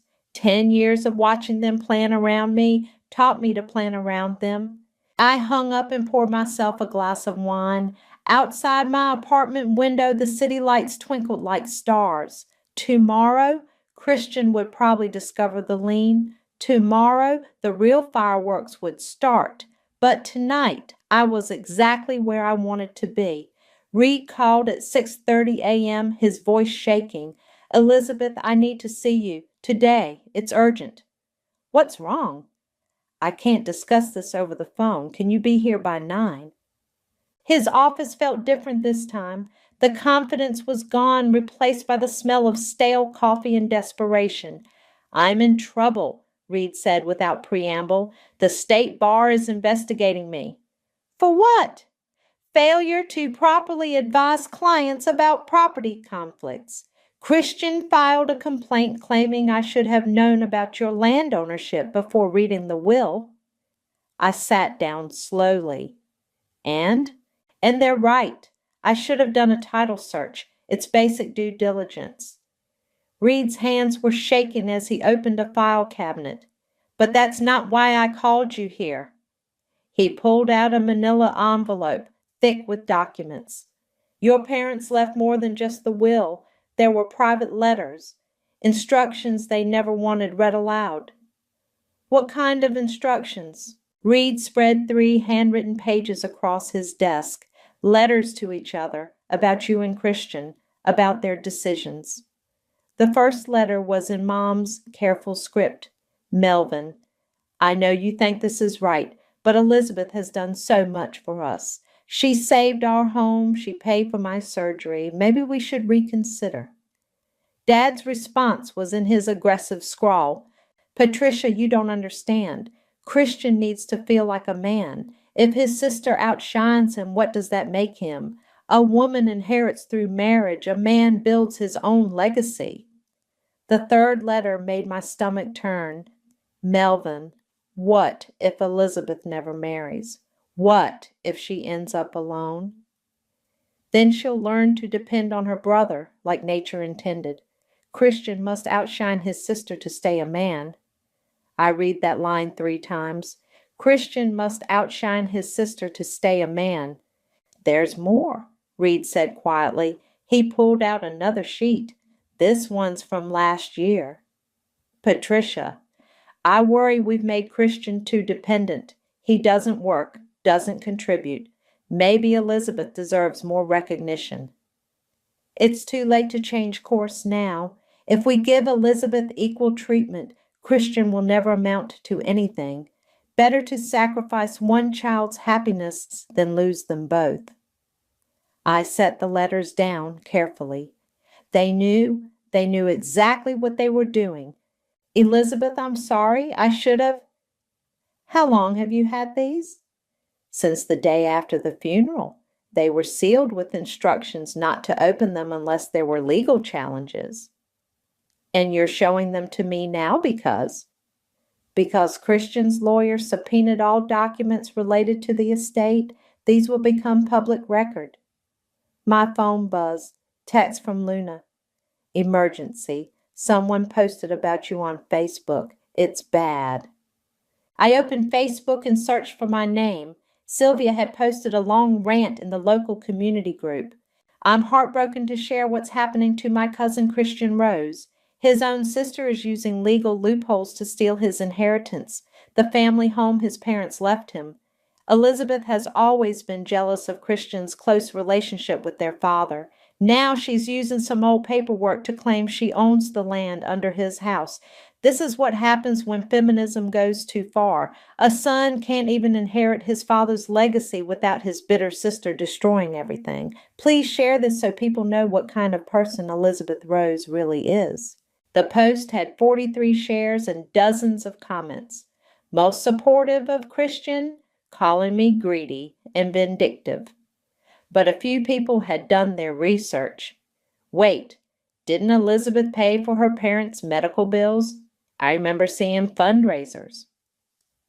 My daughter was tutored by Elizabeth years ago. She was working multiple jobs to help her family. If she owns the land legally, how is that stealing? I screenshotted everything and forwarded it to Margaret. Read, I said. I want copies of those letters. Elizabeth, maybe we should. Copies, now. He ran them through his scanner with trembling hands. What are you going to do? What I should have done years ago. Tell the truth. I drove straight to the community center where the neighborhood association was meeting.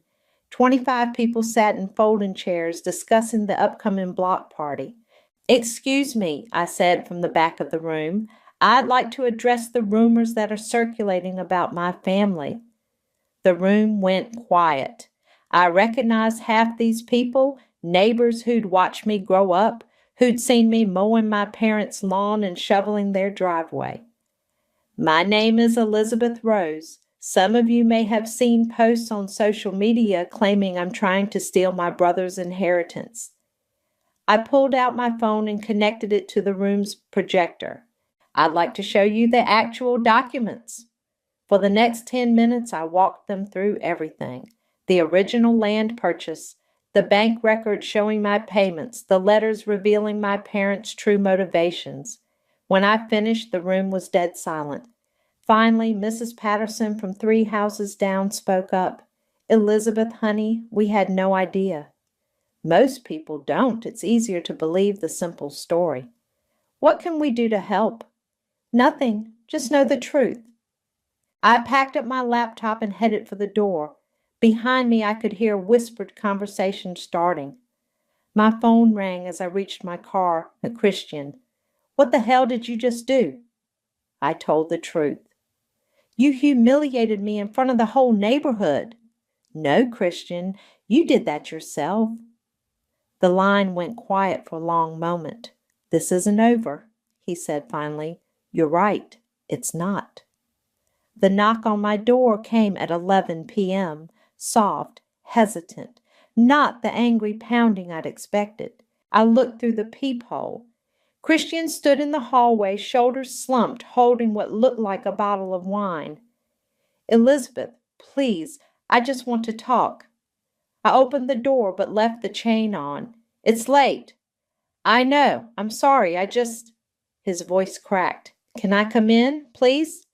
He looked broken, dark circles under his eyes, 3 days of stubble, clothes that smelled like he'd been sleeping in them.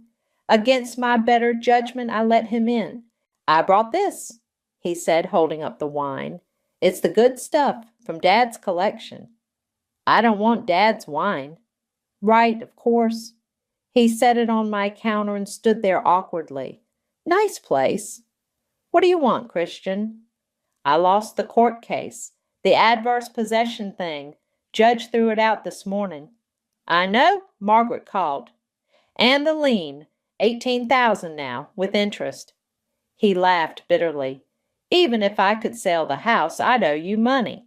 That's how liens work. He slumped onto my couch without being invited. I'm fucked, Elizabeth. Completely fucked. What happened to your business plans? What business plans? I don't know how to do anything. I can't even get a job at GameStop because I have no work history. I stayed standing, arms crossed. So what do you want from me? I want to understand. Why are you doing this? You really don't know. I know you're mad about the will, but this isn't about the will, Christian. This is about 33 years of being invisible. You weren't invisible. Name one time Dad was proud of me. One time he bragged about my accomplishments the way he bragged about your participation trophies. Christian was quiet for a long moment. He was proud. He just didn't show it the same way. He showed it by cutting me out of his will because I'm a woman. That wasn't personal. It was completely personal, I snapped. He literally wrote that I belonged to another man's family someday, like I'm property to be transferred. Dad was old-fashioned. Dad was sexist, and you enabled it because it benefited you. Christian's phone buzzed. He glanced at it and his face went pale. What now? I asked. Eviction notice. The bank's foreclosing on the house. I thought Dad paid off the mortgage.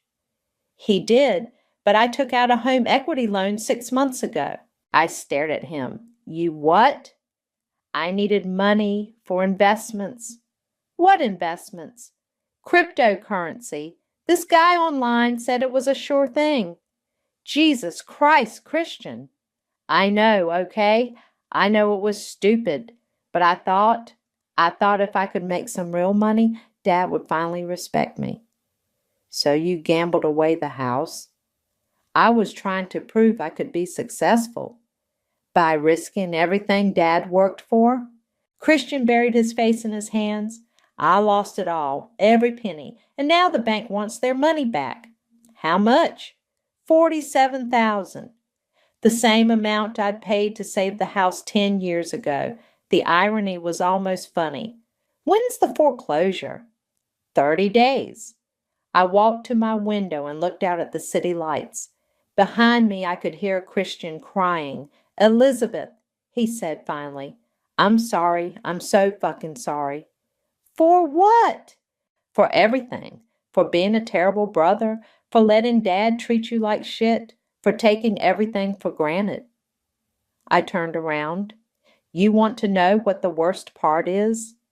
He looked up, eyes red and swollen. I would have helped you if you just asked, if you treated me like family instead of competition. I know.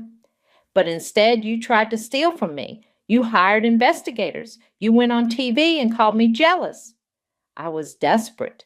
You were entitled. There's a difference. My phone rang. Unknown number. I almost didn't answer, but something made me pick up. Ms. Rose, this is Jennifer Martinez from Safe Haven Women's Shelter. I understand you own property that might be available for purchase.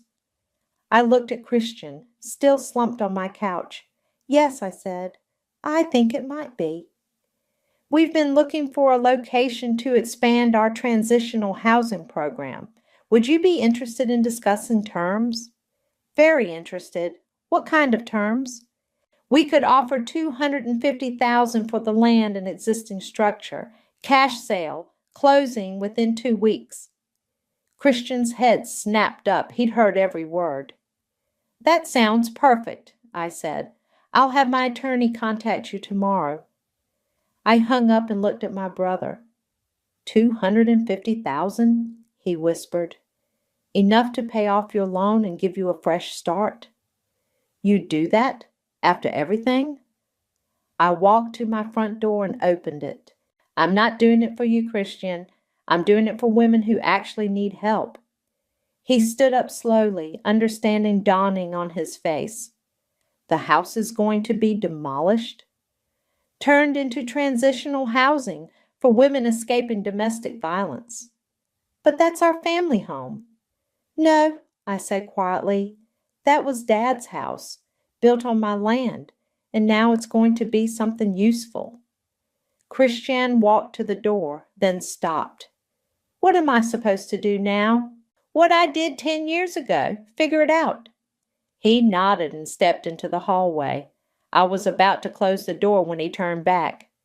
Elizabeth, what kind of man needs to steal from the sister who raised him? I met his eyes. Not the kind Dad wanted you to be. The door clicked shut, and for the first time in months, my apartment felt peaceful. The bulldozers arrived on a Tuesday morning. I stood across the street with my coffee, watching them survey the lot where 1247 Maple Street used to be. Ms. Rose? A woman in a hard hat approached. I'm Jennifer Martinez. We spoke on the phone. Call me Elizabeth. The demolition crew says they found something interesting in the basement. Want to take a look? We walked through the construction fence. The house was gone, reduced to neat piles of sorted debris. But in the exposed basement, someone had spray-painted words on the concrete wall. Elizabeth was here first, 2014. I laughed despite myself. I wrote that when I was helping Dad waterproof the foundation. He said it was childish. Seems prophetic now, Jennifer said. The construction foreman wants to preserve it, make it part of the memorial wall in the new building. Memorial wall? For the women we're helping, their stories, their strength. Your story fits right in. A car pulled up behind us. Luna got out carrying 2 cups of coffee in a manila envelope. Thought you might need caffeine, she said, handing me a cup. And this came to the office for you. The envelope was from Reed's law firm. Inside was a check for $232,000, the sale proceeds after paying off Christian's loan and legal fees. That's a lot of zeros, Luna said, reading over my shoulder. It's freedom. My phone buzzed. Text from an unknown number. This is Christian. Got a job at the hardware store. Thanks for not letting me drown completely. I showed Luna the message. Are you going to respond? Maybe, eventually. Another car pulled up. Margaret climbed out wearing jeans instead of her usual suit. Couldn't resist seeing the demolition, she said. How does it feel? Weird. Good weird, but weird. Any regrets? I looked at the empty lot, then at the construction plans Jennifer was showing Luna. 30 units of transitional housing, a community garden, a playground. No regrets. What about Christian? What about him? Think he'll be okay? He's 27 years old. Time he figured out how to be okay on his own. Jennifer rejoined us.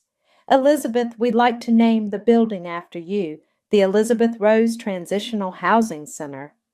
That's not necessary. It is to us. Your story, what you did here, it matters. Women need to see that they can fight back, that they can win. A truck pulled up and Sylvia got out. She looked around at the construction site, her face a mask of disgust. Elizabeth, she called, we need to talk. No, we don't. You destroyed a family legacy for what? Some feminist statement? I turned an empty house into homes for 30 women. That's a better legacy than anything Dad ever built. Christian is working retail because of you. Christian is working retail because he gambled away his inheritance. Sylvia's face turned red. You could have helped him. I did help him for 10 years. I'm done now. This is cruel. You know what's cruel? I stepped closer. Watching your parents choose your brother over you every single day for 30 years, being told you don't matter because you're a woman, having your own family treat you like a servant while calling it love. Sylvia opened her mouth to argue, then seemed to think better of it. She got back in her truck and drove away. Friend of yours? Jennifer asked. Former family. The best kind of former? Luna checked her watch. I should get back to work, but Elizabeth, there's something else. She pulled out her phone. Remember that investigator who called about you? Marcus something. He called again yesterday. Wanted to know if you'd be interested in consulting work. What kind of consulting? Helping other women navigate property disputes. Apparently word is getting around about what you did here. Margaret grinned. Elizabeth Rose, property rights advocate, has a nice ring to it. I looked at the check in my hands, then at the construction site, then at my friend standing beside me. You know what? It really does. We walked back to our cars together. As I unlocked my door, Jennifer called out, Elizabeth, the first residents move in next month. We're having a ribbon-cutting ceremony. Hope you'll be there. Wouldn't miss it.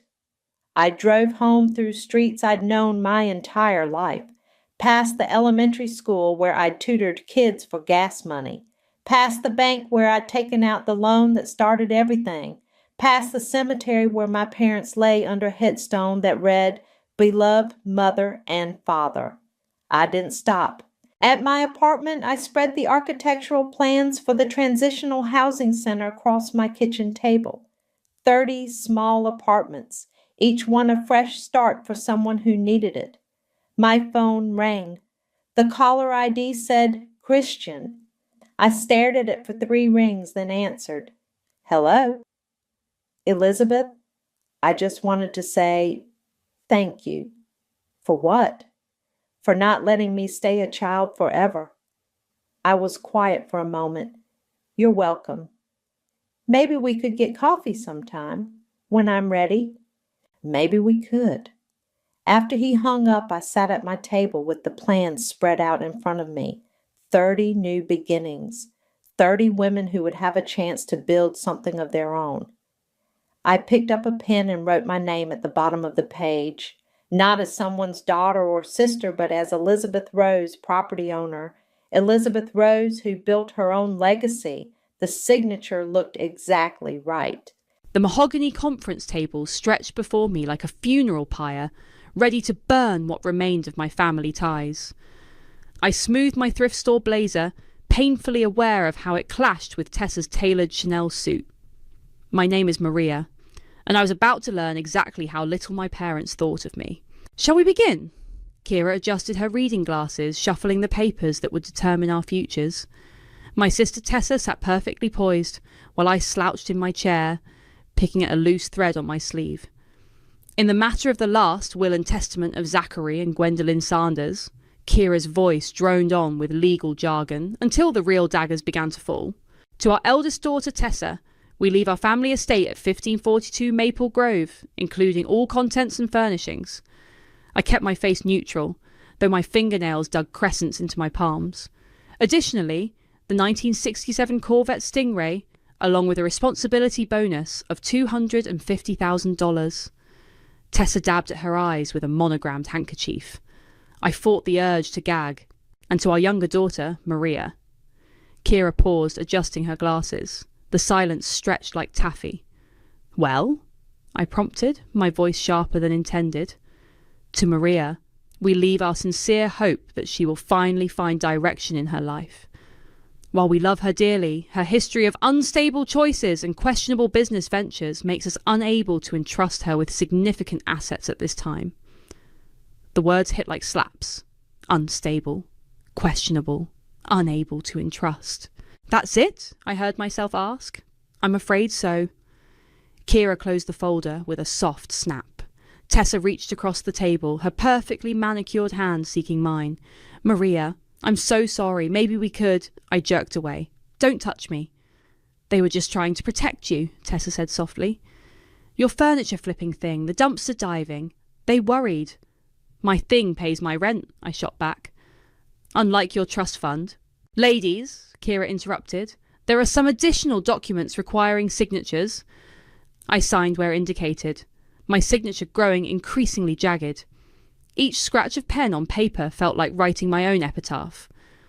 I hope you'll channel this into something positive, Kira said as I stood to leave. Her tone carried that special blend of condescension reserved for disappointing children. Oh, I'll channel it all right. I slung my bag over my shoulder. Tessa, enjoy the house and the car and being the responsible one. Maria, wait. But I was already gone, my boots clicking against marble floors as I fled the law office. Outside, spring sunshine mocked my darkness. I walked 6 blocks to where I'd parked my beat-up van, the one with salvaged grace hand-painted on the side. My apartment welcomed me with its familiar scent of furniture polish and possibility. Scattered around the small space were my works in progress. A Victorian settee waiting for new upholstery, an Art Deco cabinet mid-restoration. I crossed to my workbench and pulled out the leather-bound ledger where I tracked my sales. The latest entry showed a $12,000 profit from a matched pair of restored Danish modern chairs. Not bad for questionable business ventures. Flipping to a fresh page, I wrote the date at the top. Below it, I began sketching a new design, something bold, something that would make them all choke on their words. My phone buzzed. A text from Tessa. "Can we talk about this?" I deleted it without responding. Another buzz, this time from my Uncle Vance.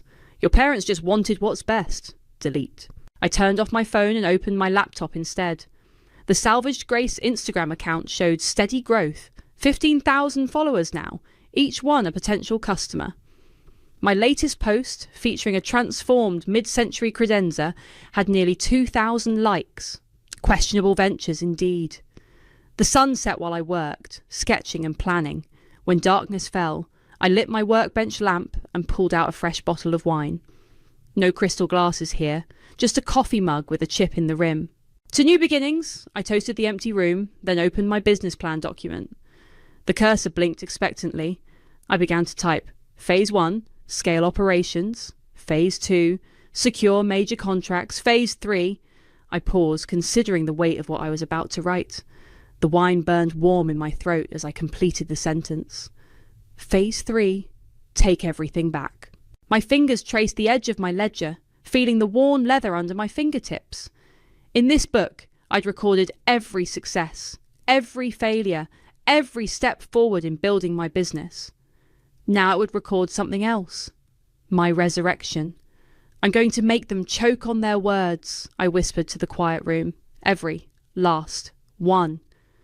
6 months before the will reading, I was sharing a cramped warehouse space with my then-boyfriend Andy, dreaming bigger than our bank account allowed. "This piece could sell for $3,000. Easy," I said, running my hands over a battered Art Deco sideboard I'd rescued from behind an estate sale. Andy barely looked up from his phone, if anyone actually sees it. That's what social media is for. I wiped sweat from my forehead, leaving a streak of sawdust. "We just need to build the right following. We need actual money," Andy countered, "not likes and shares." I ignored his negativity, focusing instead on the potential beneath the scratched veneer. 2 days later, the sideboard was transformed, gleaming wood, restored hardware, and a subtle modern twist in the finish that made it uniquely mine. I posted it at midnight. By morning, it had sold for $3,500. "Holy shit," Emery said when she arrived for her shift. My newest hire, she had an eye for design and zero tolerance for nonsense. "Someone actually paid that? Rich people love upcycled anything," I grinned, "especially if it comes with a story." The next few weeks blurred into a rhythm. Source, restore, photograph, sell. Each piece brought new followers, new customers, new possibilities. But Andy grew increasingly distant. Then came the morning I arrived to find the warehouse half empty. His tools gone, his projects vanished. A note on my workbench read, "Found a real job. Good luck with your dumpster diving." I called Emery in tears. She arrived with coffee and determination. "Screw him," she declared, setting up her laptop. "Let's turn this into something he'll regret walking away from." We worked 18-hour days. Emery handled the business side while I focused on design. Every piece that left our warehouse was photographed magazine style, with detailed stories about its transformation. The Instagram following grew 20,000, 50,000, 100,000. Then came the message that changed everything. "Is this Maria?" The voice on the phone was crisp, professional. "I represent the Archer Hotel Group. We're interested in commissioning pieces for our new location." I gripped the phone tighter. "How many pieces?" 35. All custom. "Budget is 7 figures if you can deliver within 60 days. My heart stopped. "Send me the details." After hanging up, I sat in stunned silence until Emery returned from a supply run. We need to hire people, I told her. Like yesterday. For what? I showed her the email from Archer. Her eyes widened at the numbers. Holy! Can we do this? We have to. I pulled up our project board. And we need to do it quietly. Why quietly? Because success is the best revenge. I pointed to the social media accounts I'd been monitoring. Look who just started following us. There on the screen was Tessa's profile, complete with her perfect life photos and carefully curated captions about family legacy. Emery whistled low. She has no idea it's you, does she? Salvaged grace could be anyone, I smiled. And it's going to stay that way until the perfect moment. We hired 6 craftspeople that week. The warehouse transformed into a proper workshop. Every surface held projects in various stages of completion. The first pieces go out tomorrow, Emery announced one evening, checking her clipboard. You should see the deposit they sent. I was barely listening, focused on the vintage vanity before me. Its mirror reflected my determined expression as I worked. Maria, Emery's voice softened. When are you going to tell your family? When I can buy their precious house out from under them, I applied another layer of finish, watching it shine. When I can prove that their unstable daughter built something they couldn't ignore. My phone buzzed. Another message from Tessa. Missing you at Sunday dinner. Mum and Dad's chairs are still empty. Delete. The Archer order shipped on time. The hotel's designer called it revolutionary. 3 more luxury hotels reached out the following week. I hired 10 more people, then 20. Salvaged grace pieces started appearing in design magazines, though no one knew who was behind the brand. We need a bigger space, Emery declared, dodging workers in the crowded warehouse. And you need a proper office. Soon, I promised, checking my phone. A notification caught my eye. Tessa had posted again. Hard times remind us what matters. Praying for guidance, I showed Emery. Think the perfect sister is having money troubles? Want me to do some digging? Please. I turned back to my workbench, where a new piece waited. And Em, check the auction listings for Maple Grove, just in case. She nodded, understanding exactly what I meant. That night, I stayed late, restoring a music box I'd found at an estate sale. Its melody was haunting, beautiful, and slightly broken, like all the best things I'd saved. My phone lit up with another notification. $1 million opportunity for the right designer. DM for details. I smiled, thinking of the family who thought I'd never amount to anything. Just watch me, I whispered to the empty warehouse. Just watch me now. Tessa's Instagram feed was like watching a castle crumble in real time. Gone were the weekly brunches at exclusive restaurants replaced by cosy, home-cooked meals. Her designer outfits gave way to posts about finding joy in simplicity. Look at this, I called to Emery, scrolling through my phone. She's selling her Hermes bags on Poshmark. Emery peered over my shoulder. 10 listings in 2 days. Someone's desperate. The perfect sister, selling her precious things. I couldn't hide my satisfaction. How the mighty have fallen. A notification popped up, another message from our old neighbour, Mrs. Peterson. You should know, dear. Your sister hasn't left that house in weeks. The lawn's getting wild, and I heard her crying on the phone yesterday about mortgage payments. I set my phone down, letting that sink in. The family estate, the one place I'd never been good enough for, was slipping through Tessa's manicured fingers. Should we drive by? Emery suggested. Just to see. The familiar streets of my childhood felt smaller now. We cruised past Maple Grove at dusk, my headlights catching the overgrown hedges and peeling paint. Only one window glowed, up in what used to be our parents' room. Stop here, I told Emery. Through the window, I could see Tessa's silhouette. She was alone, head in her hands. Karma's a funny thing, Emery mused. Keep watching the auction listings, I said, pulling away from the curb. I want to know the second it goes up. Back at the warehouse, orders kept flowing in. Each piece we shipped built our reputation, though no one knew who was behind the brand. I worked through the night, transforming discarded furniture into art while monitoring Tessa's slow descent. Her latest post caught my eye. Sometimes life forces you to make impossible choices. Pray, faith, family. The comments were telling. Girl, are you okay? Call me if you need to talk. What happened to the family business? I clicked through to her profile. Her bio had changed. Open to new opportunities. DM for collaboration. Getting desperate, sis, I muttered. My phone rang. Mrs. Peterson again. Maria, dear, there were people from the bank today. Your sister was begging them for more time. Did they give it to her? No, honey. They put up a notice. Auctions in 3 weeks. I thanked her and hung up, my hands shaking slightly. 3 weeks. The moment I'd been waiting for was finally here. That evening I drove back to Maple Grove alone. The house loomed in the darkness, a shadow of its former grandeur.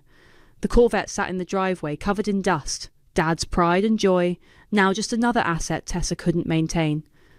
A light flickered on upstairs. I watched Tessa pace, phone to her ear, gesturing frantically. Even from here I could see her desperation.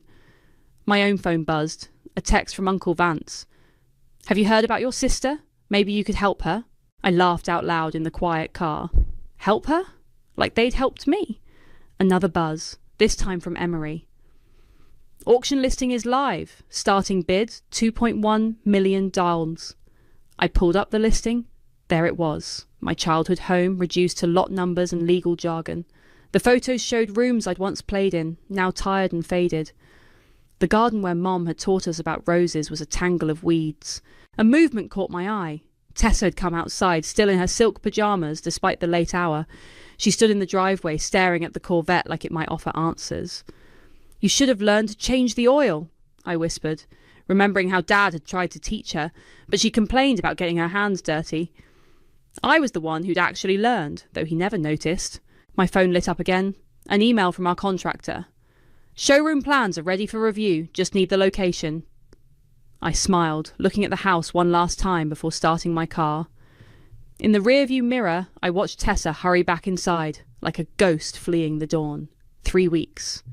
In 3 weeks, I'd own every brick of that house, every memory it held, every dream it had denied me.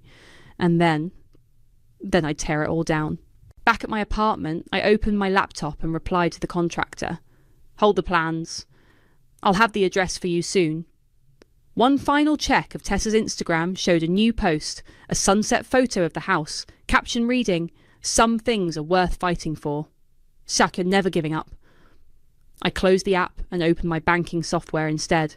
The numbers glowed back at me. 6.8 million. More than enough to buy the house 3 times over. Fight all you want, sis, I said to the empty room. Some battles are lost before they begin. Outside my window, the city lights twinkled like stars. Somewhere out there, my sister was probably still pacing, still making desperate phone calls, still believing she could save her perfect life. Let her pace. Let her pray. Let her post inspirational quotes. In 3 weeks, I'd show her what real salvation looked like. The auction house buzzed with quiet money. I adjusted my oversized sunglasses, watching Tessa work the room in last season's Prada, desperately networking with potential bidders. Remember, Emery whispered beside me, let Marcus handle the bidding. Stay calm. Marcus, our real estate proxy, nodded discreetly from across the room. To everyone else, he was just another developer in a sharp suit. Only we knew he carried my revenge in his briefcase. Please, I heard Tessa telling a silver-haired couple. This house has been in our family for generations. If you're bidding, please don't go too high. I can match a reasonable offer. The couple exchanged uncomfortable glances and moved away. All registered bidders, please take your seats, the auctioneer called. We'll begin in 5 minutes. I chose a spot near the back, watching Tessa sink into a front row chair. Her shoulders trembled slightly. Starting bid for 1542. Maple Grove is 2.1 million, the auctioneer announced. Do I have 2.1? Marcus raised his paddle. 2.1. 2.2, called a man in a blue suit. 2.5, Marcus counted smoothly. Tessa's head whipped around, scanning the crowd. I slouched lower in my seat. 2.7, blue suit offered. 3 million, Marcus said, his voice bored. The room stirred. Tessa stood up, her voice cracking. Please, I can match 3 million. I just need time to. 3.2, blue suit interrupted. 4 million, Marcus said. Blue suit shook his head, dropping out. 4 million once, the auctioneer called. 4 million twice. Wait! Tessa stepped forward, tears streaming now.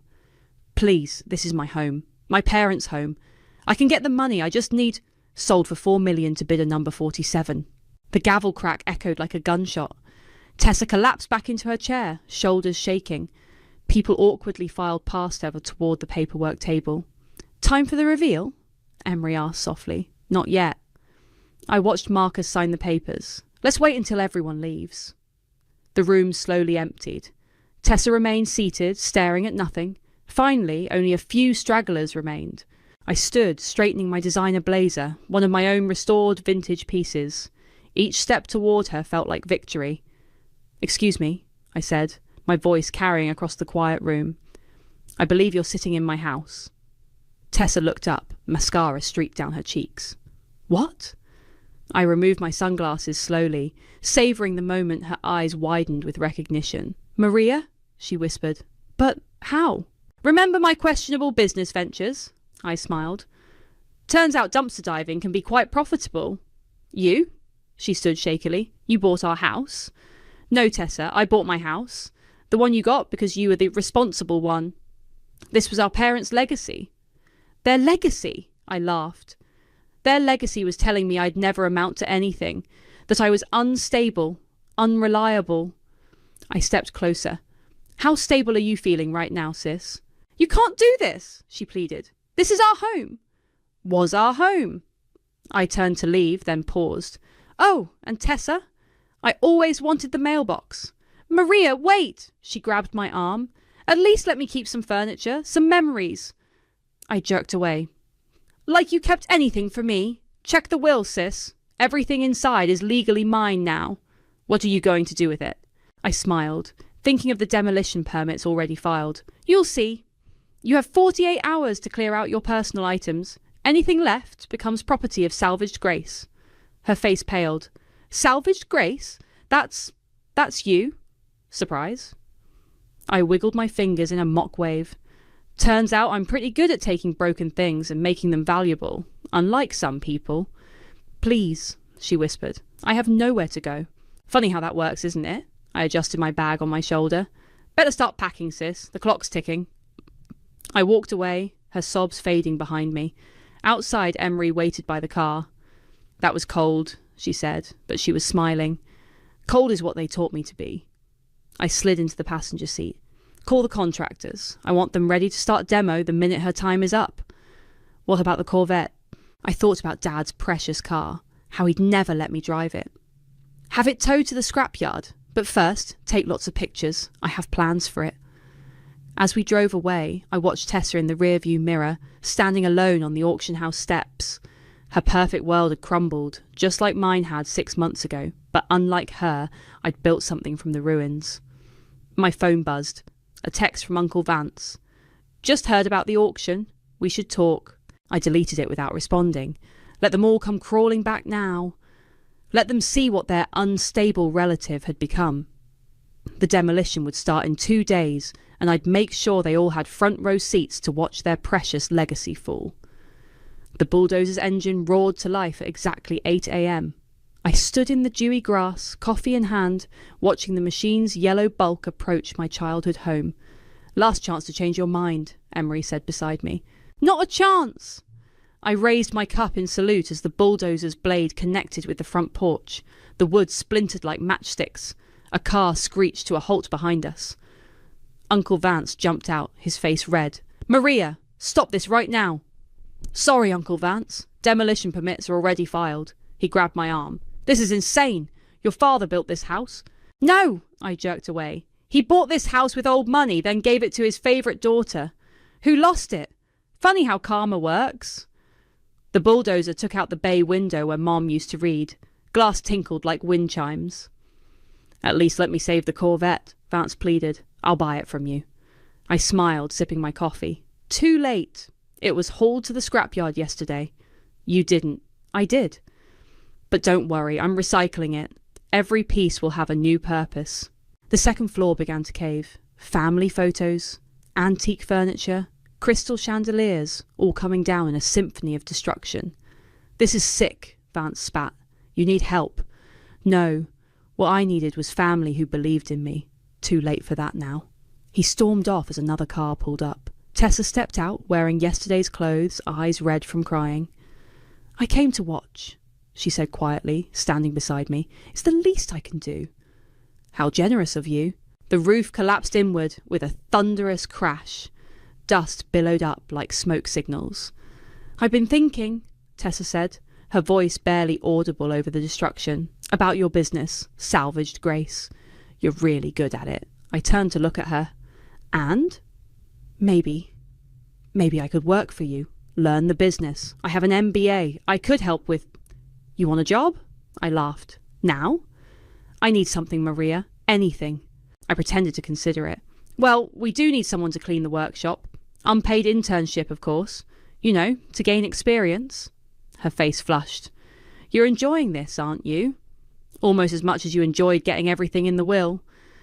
The demolition team started on the garage. Each crash felt like applause. "What are you building here?" Tessa asked. "A showroom. The new home of Salvaged Grace." I gestured to the construction plans on a nearby table. 3 stories of retail space, custom design studio, and corporate offices. All this just to hurt me. No, Tessa. All this to show you, to show everyone what the family failure could do.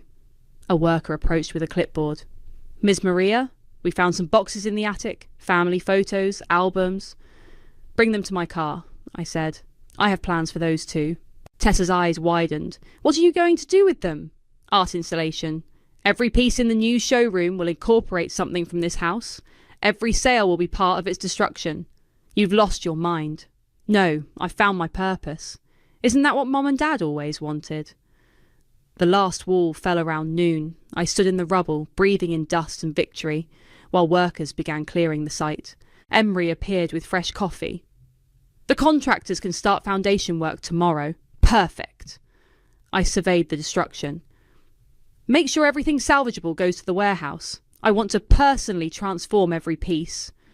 "Even the mailbox?" I smiled, spotting it among the debris. "Especially the mailbox. That's going right out front when we're done." Tessa remained until sunset, watching workers cart away pieces of her former life. Finally, she approached me one last time. "We're still sisters," she said softly. "No, we stopped being sisters the day you sat silent while they cut me out. I could have fought harder for you. I see that now. Hindsight's worthless, Tessa. But hey, if you want that unpaid internship, the offer stands. You can watch up close while I turn your inheritance into my empire." She left without responding. I stayed until the floodlights came on, watching workers sort through the remains of my past. My phone buzzed. A message from our contractor. "Foundation pour scheduled for Thursday. Design team needs final approval on showroom specs." I opened the plans, studying the space where my childhood home had stood. Soon it would rise again, transformed like everything else I touched. Emery touched my arm. "Ready to go?" "Almost." I walked to where the front door used to be, picked up a handful of dust, and let it sift through my fingers. "Some things have to be destroyed," I said quietly, "before they can be rebuilt." Behind me, the floodlights cast my shadow long across the empty lot, like a giant finally standing tall. The Corvette's twisted metal hung from my workshop ceiling like a modernist chandelier. Each piece had been carefully cleaned, polished, and transformed into something new. The engine block formed the core, while chrome trim and body panels spiraled outward like a metallic galaxy. "It's beautiful," Emery said, tilting her head, "in a slightly terrifying way." "That's the point." I adjusted a hanging headlight. "It'll be the centerpiece of the showroom." My phone buzzed. Another message from Andy. "I messed up. I see it now. Can we talk?" Delete. "Speaking of messing up," Emery nodded toward my phone. "Your uncle's outside again." I walked to the window. Sure enough, Vance stood by his Mercedes trying to look casual. Let him wait. "He's been there 2 hours. Then he can wait 2 more. The warehouse door opened, and Kira, our family lawyer, strode in like she owned the place. "Maria," she called out, "we need to talk. No appointment, no talk." I turned back to my chandelier. "This is about your business license. There might be some complications." I laughed. "Let me guess. Uncle Vance asked you to find something?" She shifted uncomfortably. "I could help smooth things over. Like you smoothed over the will reading? I faced her fully now. My licenses are perfect. My permits are perfect. My taxes are perfect. Want to know why? Because I knew you'd all come crawling back trying to find weaknesses. Maria. Get out, Kira. And tell Vance he can leave too. After she left, Emery checked her tablet. Forbes wants an interview. They're running a feature on disruptive design innovators. Perfect timing, I smiled. Schedule it for next week and make sure they photograph me with the chandelier. The story broke 3 days later. Salvaged Grace, the $1 million empire built from trash, splashed across Forbes' digital homepage, complete with photos of me amid my creations. My phone exploded. From Andy. This explains so much. Please call me. From Vance. We're family. We can work something out. From Tessa. I'm proud of you. Really. Delete. Delete. Delete. The warehouse filled with camera crews and reporters. Everyone wanted to know how the mysterious founder of Salvaged Grace had stayed hidden so long. I believe in letting the work speak for itself, I told them, standing beneath the Corvette chandelier. Every piece tells a story of transformation. And this piece? A reporter gestured to the chandelier. What's its story? It's about family legacy. I smiled directly into the camera. About taking something precious and making it your own. That evening, Emery found me in my office, watching Tessa's latest Instagram story. She was selling her designer wardrobe piece by piece. Your sister's being destroyed on social media, Emery said. Former friends calling her a failure, mocking her fall from grace. Karma's a patient teacher. Maria? Emery hesitated. The contractors found something in the rubble. A box of your childhood drawings. Your mum had saved them all. I kept my voice steady. Add them to the installation materials. Are you sure? Some of them. Everything burns. I cut her off. Everything transforms. My phone lit up with a new message from my old neighbour, Mrs. Peterson. Your sister's sleeping in her car. Thought you should know. I closed the message without responding and opened my design software instead. The showroom was taking shape on screen. 3 floors of retail space, each telling part of my story through transformed pieces of my past. The front door chimed. Andy walked in, looking exactly as I remembered. You can't be here, I said without looking up. I came to apologise. What you've built, it's incredible. It is, and you could have been part of it. I know that now. Maybe we could. Get out. Maria. I finally met his eyes. You left a note, Andy. A note. Now you want back in because I'm successful. He stepped closer. I was wrong. Yes, you were. And now you can leave the same way you came in, through that door, alone. After he left, Emery brought me coffee and pulled up the latest sales figures. We've doubled our projections since the Forbes piece. Good. I studied the Corvette chandelier, watching it slowly rotate. Schedule a showroom opening for next month. Invite everyone. Everyone? Family, friends, everyone who ever doubted. I want them all to see what their unstable girl built from their scraps. Night fell, but I stayed late, working on designs for the final installations. Each piece would incorporate something from my old life, transformed, elevated, but recognisable to those who knew. My phone buzzed one last time. Tessa again. The chandelier. It's Dad's car, isn't it? I typed back my first response in months. Was his car. Now it's my art. Then I turned off my phone and went back to work, surrounded by the pieces of my past, each waiting to be reborn into something stronger, something better, something that would make them all remember who they tried to break. Opening night gleamed like a fever dream. Crystal glasses clinked while photographers' flashes lit up the transformed space where my childhood home once stood. The Corvette chandelier spun slowly overhead, casting chrome shadows across the gathered crowd. They're all here, Emery whispered, checking her tablet. Every last one. I smoothed my vintage Dior dress. Another restoration, another transformation. Time for the speech? Waiting on your cue. I scanned the room. Uncle Vance hovering by the champagne. Andy trying to look important near the press section. Kira networking with potential clients. And there, in a simple black dress that had seen better days, Tessa stood alone, staring up at the chandelier. I took the microphone. Welcome to Salvaged Grace. My voice carried across the suddenly quiet room. Some of you know me. Most of you know my work. Tonight, I want to tell you about transformation. Camera flashes intensified. Every piece in this showroom was built from destruction. That chandelier? I pointed upward. Once a 1967 Corvette Stingray. These wall panels? Reclaimed wood from a family estate. The artwork? Created from photographs and memories that some thought worthless. Tessa's face went pale. You see, I believe everything has value. If you're brave enough to break it apart and rebuild it into something stronger. I moved through the crowd, touching pieces as I passed. This table was my mother's prized antique. Now it's a statement piece that will sell for 6 figures. These light fixtures, crafted from crystal that once gathered dust in a china cabinet. Everything here has a story of resurrection. Reaching the central display, I paused. And this? I gestured to a massive mixed media piece. This is crafted from my childhood drawings, the ones my family saved but never displayed. Now they're part of a piece that sold this morning for $500,000. Gasps rippled through the crowd. Tessa pressed a hand to her mouth. Some called me unstable, questionable, a disappointment. My eyes found each family member in turn. But here's the truth about being underestimated. It gives you the perfect cover to build an empire. Applause erupted. Photographers surged forward, but I wasn't finished. Tonight, everything you see is for sale, except one piece. I pointed to the chandelier. That stays as a reminder. Sometimes the things we destroy become more valuable than what we try to preserve. The crowd broke into smaller groups, champagne flowing freely. Reporters clamoured for interviews, buyers placed holds on pieces. Maria, Tessa's voice behind me. Can we talk? Privately? I nodded to security who led us to my office. Through the glass walls we could see the party below. You used everything, she said quietly. Every piece of our past. Fitting, isn't it? Since you got all of it in the will.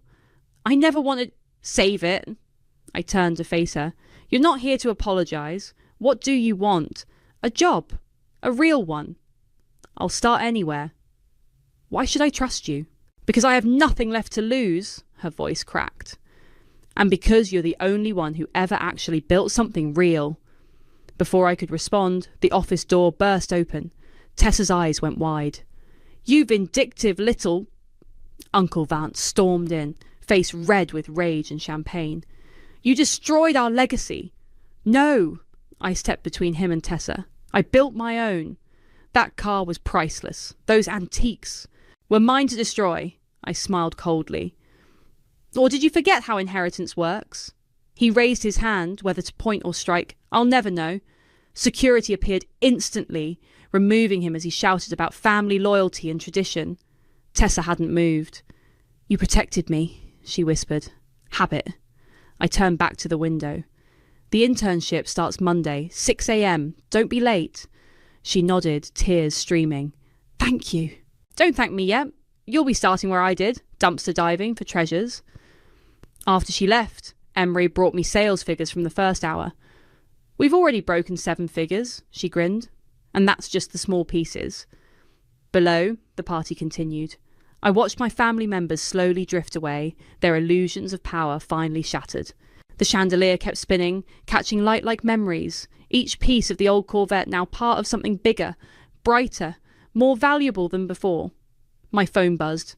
A text from Mrs. Peterson. Your father would be proud. I deleted it without responding. This wasn't about making him proud. This was about making myself whole. Should we head back down? Emery asked. In a minute. I watched the chandelier turn, remembering the day I'd first seen that car, the day I'd been told I'd never have it. Now it was art. Now it was mine. Now it was worth more than they could have imagined. I straightened my dress and headed for the door. Let's go sell some memories. The crowd parted as I descended the stairs, cameras flashing, buyers beckoning. Above it all, the chandelier kept its slow dance, transformed from treasure to trash and back again, just like me. The morning after the opening, I arrived early to find Tessa already waiting outside the showroom, wearing work clothes and steel-toed boots. You're early, I said, unlocking the door. Couldn't sleep. She followed me inside, too busy thinking about everything I need to learn. The chandelier caught the dawn light, sending fragments of brightness across the empty showroom floor. Display pedestals stood vacant. Every piece had sold last night. First lesson, I handed her a pair of work gloves. Beauty is everywhere if you know how to look. My phone buzzed. Another 7-figure offer from a hotel chain. I added it to the growing list.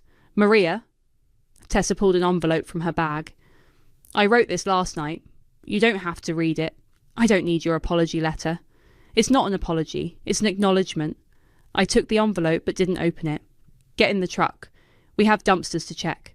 As we drove, Tessa asked about each piece we passed, hungry to learn. Her questions were genuine, her attention focused. For the first time, I saw something of myself in her, that desperate need to prove worth. Back at the showroom, Emery waited with coffee and news. The Forbes piece went viral, she announced. We're trending nationwide. Any hate from the family? Uncle Vance tried posting a rant, but it got ratioed into oblivion. Turns out people love a good revenge success story. I nodded toward the workshop. Tessa, start sorting the new finds. Emery will show you how. Alone in my office, I finally opened Tessa's letter. Her familiar, precise handwriting filled the page. You earned this. All of it. Not through inheritance or tradition, but through pure talent and determination. I watched you transform trash into treasure while I couldn't maintain what was handed to me. You're not the family failure. You're the only one who truly succeeded. A knock interrupted my reading. Andy stood in the doorway. Last try, he said softly. I brought something you might want. He held out a familiar leather-bound book, my original design journal, the one he'd taken when he left. Keep it, I said. I don't need old dreams anymore. I'm building new ones. After he left, I walked through the showroom, past the empty pedestals waiting for new creations. Through the window, I could see Tessa in the workshop, carefully cleaning a carved table leg we'd found that morning. My phone lit up. A message from Kira. The paperwork is ready whenever you want to file for the business expansion. I typed back. Send it over. And Kira, you're fired. I have a new lawyer now. Outside, the construction crew was installing the final piece of my victory. The old brass mailbox, polished to a mirror shine, mounted beneath the salvaged grace sign. Ready for this? Emery appeared beside me with a stack of envelopes. What are they? Orders, commissions, interview requests. She smiled. The world wants to know what you'll create next. I took the envelopes and walked to the mailbox. Each one represents someone who saw value in what I built, not what I inherited. Maria, Tessa called from the workshop door. I think I found something special. I joined her at the workbench. She'd cleaned the table leg enough to reveal intricate hand-carved roses. Mum would have loved this, she said quietly. Maybe. I ran my fingers over the carved petals. But she never would have seen its potential in the dumpster. I get it now, Tessa met my eyes. Why you had to destroy everything to rebuild it. Do you? She gestured around the workshop. All of this came from seeing beauty where others saw trash, including me. I handed her a chisel. Then let's see what you can create. That evening, after everyone left, I stood alone beneath the chandelier. Its shadows danced across the floor like memories, but for the first time, they didn't hurt. My phone buzzed one last time. Mrs. Peterson again. Your mailbox looks beautiful out front, dear. I saw Tessa working today. You're both finally home, aren't you? I smiled, typing back. No, Mrs. Peterson. We're finally free. Walking to the front door, I ran my hand across the brass mailbox. Tomorrow it would fill with more orders, more opportunities, more proof that destruction could lead to creation. I thought of the letter in my pocket, of Tessa's acknowledgement, of the family that once dismissed me now watching my success from a distance. They wanted the old house to be their legacy. Instead, I built an empire from its ashes. Opening the mailbox, I placed the stack of orders inside. Tomorrow would bring new treasures to transform, new pieces to create, new stories to tell. They once told me I couldn't afford it. Now the entire world sends me letters through it. I locked up and walked to my car, leaving the chandelier spinning slowly in the darkness. Each piece of the old Corvette caught the streetlight, transformed but remembering, just like me, just like everything I touched, just like everything I would build next. I should have known something was wrong the moment Hallie hugged me at the front door. My sister never hugs anyone unless there's an audience. Nora, you look different, she said, her eyes scanning me like a detective. Glowing almost. My name is Nora, and I'm 33 years old. For the past 6 years, I've been fighting a war against my own body, hormone injections, failed IVF cycles, 2 miscarriages that nearly broke me. But 11 weeks ago, something miraculous happened. The pregnancy test showed 2 pink lines, and this time, they stayed. Thanks, Hallie. You look great too. I forced a smile as Sawyer carried our bags inside. The Grant family estate sprawled before us like something from a magazine. Manicured lawns, wraparound porches, the kind of old money elegance that made my teacher's salary feel microscopic. Everyone's already here, Hallie chirped, linking her arm through mine. Mum's been asking about you. Dad too. They're so excited to see you both. The annual reunion. 23 family members gathered for 3 days of forced nostalgia and passive-aggressive small talk. Usually, I dreaded it. This year felt different. This year, I had news that would change everything. In my purse, I carried a small envelope with ultrasound photos and a card that read, "Coming February 2024. Sawyer and I had practiced the announcement a dozen times. We'd wait until after dinner, when everyone was relaxed and happy, then I'd stand up and share our miracle. "Nora, sweetheart," Mum appeared in the foyer, all flowing scarves and dramatic gestures. "You're practically radiant." "Doesn't she look radiant, Daniel?" Dad glanced up from his newspaper. "She looks fine, Veronica, same as always." "Thanks, Dad. Really feeling the love." "Where's everyone gathering?" Sawyer asked, ever the diplomat. "Back patio," Hallie said. "Yasmin's been asking for you, Nora. She's got some gossip about Aunt Margaret's new boyfriend. I found my cousin Yasmin by the pool, looking effortlessly beautiful in a sundress that probably cost more than my car payment. She pulled me into a genuine hug, the kind Hallie had been faking. "Finally!" "I was starting to think you'd chickened out," she whispered. "You look amazing, by the way. There's something different about you." "Is it that obvious?" I touched my stomach instinctively. "Only to someone who knows you. Your skin, your hair. Girl, you're glowing like a Christmas tree." Her eyes widened. "Oh my God, are you—" "Shh!" I glanced around. "Tonight. After dinner." Yasmin squealed softly and grabbed my hands. "I'm so happy for you. After everything you've been through." I know. I can barely believe it myself. The afternoon passed in a blur of small talk and catching up. Trinity, our youngest cousin, monopolised most conversations with stories about her new job in marketing. Uncle Robert complained about his back surgery. Aunt Margaret's boyfriend turned out to be 20 years younger and spoke only in cryptocurrency metaphors. Normal family chaos. Exactly what I'd hoped for. Dinner was served on the back terrace. Mom's famous lasagna, garlic bread, Caesar salad. Everyone seemed relaxed, wine flowing freely. Perfect timing. I caught Sawyer's eye across the table. He nodded slightly, our signal. My heart hammered as I stood up, tapping my wine glass with a fork. "Excuse me, everyone. Sawyer and I have something we'd like to share." The chatter died down.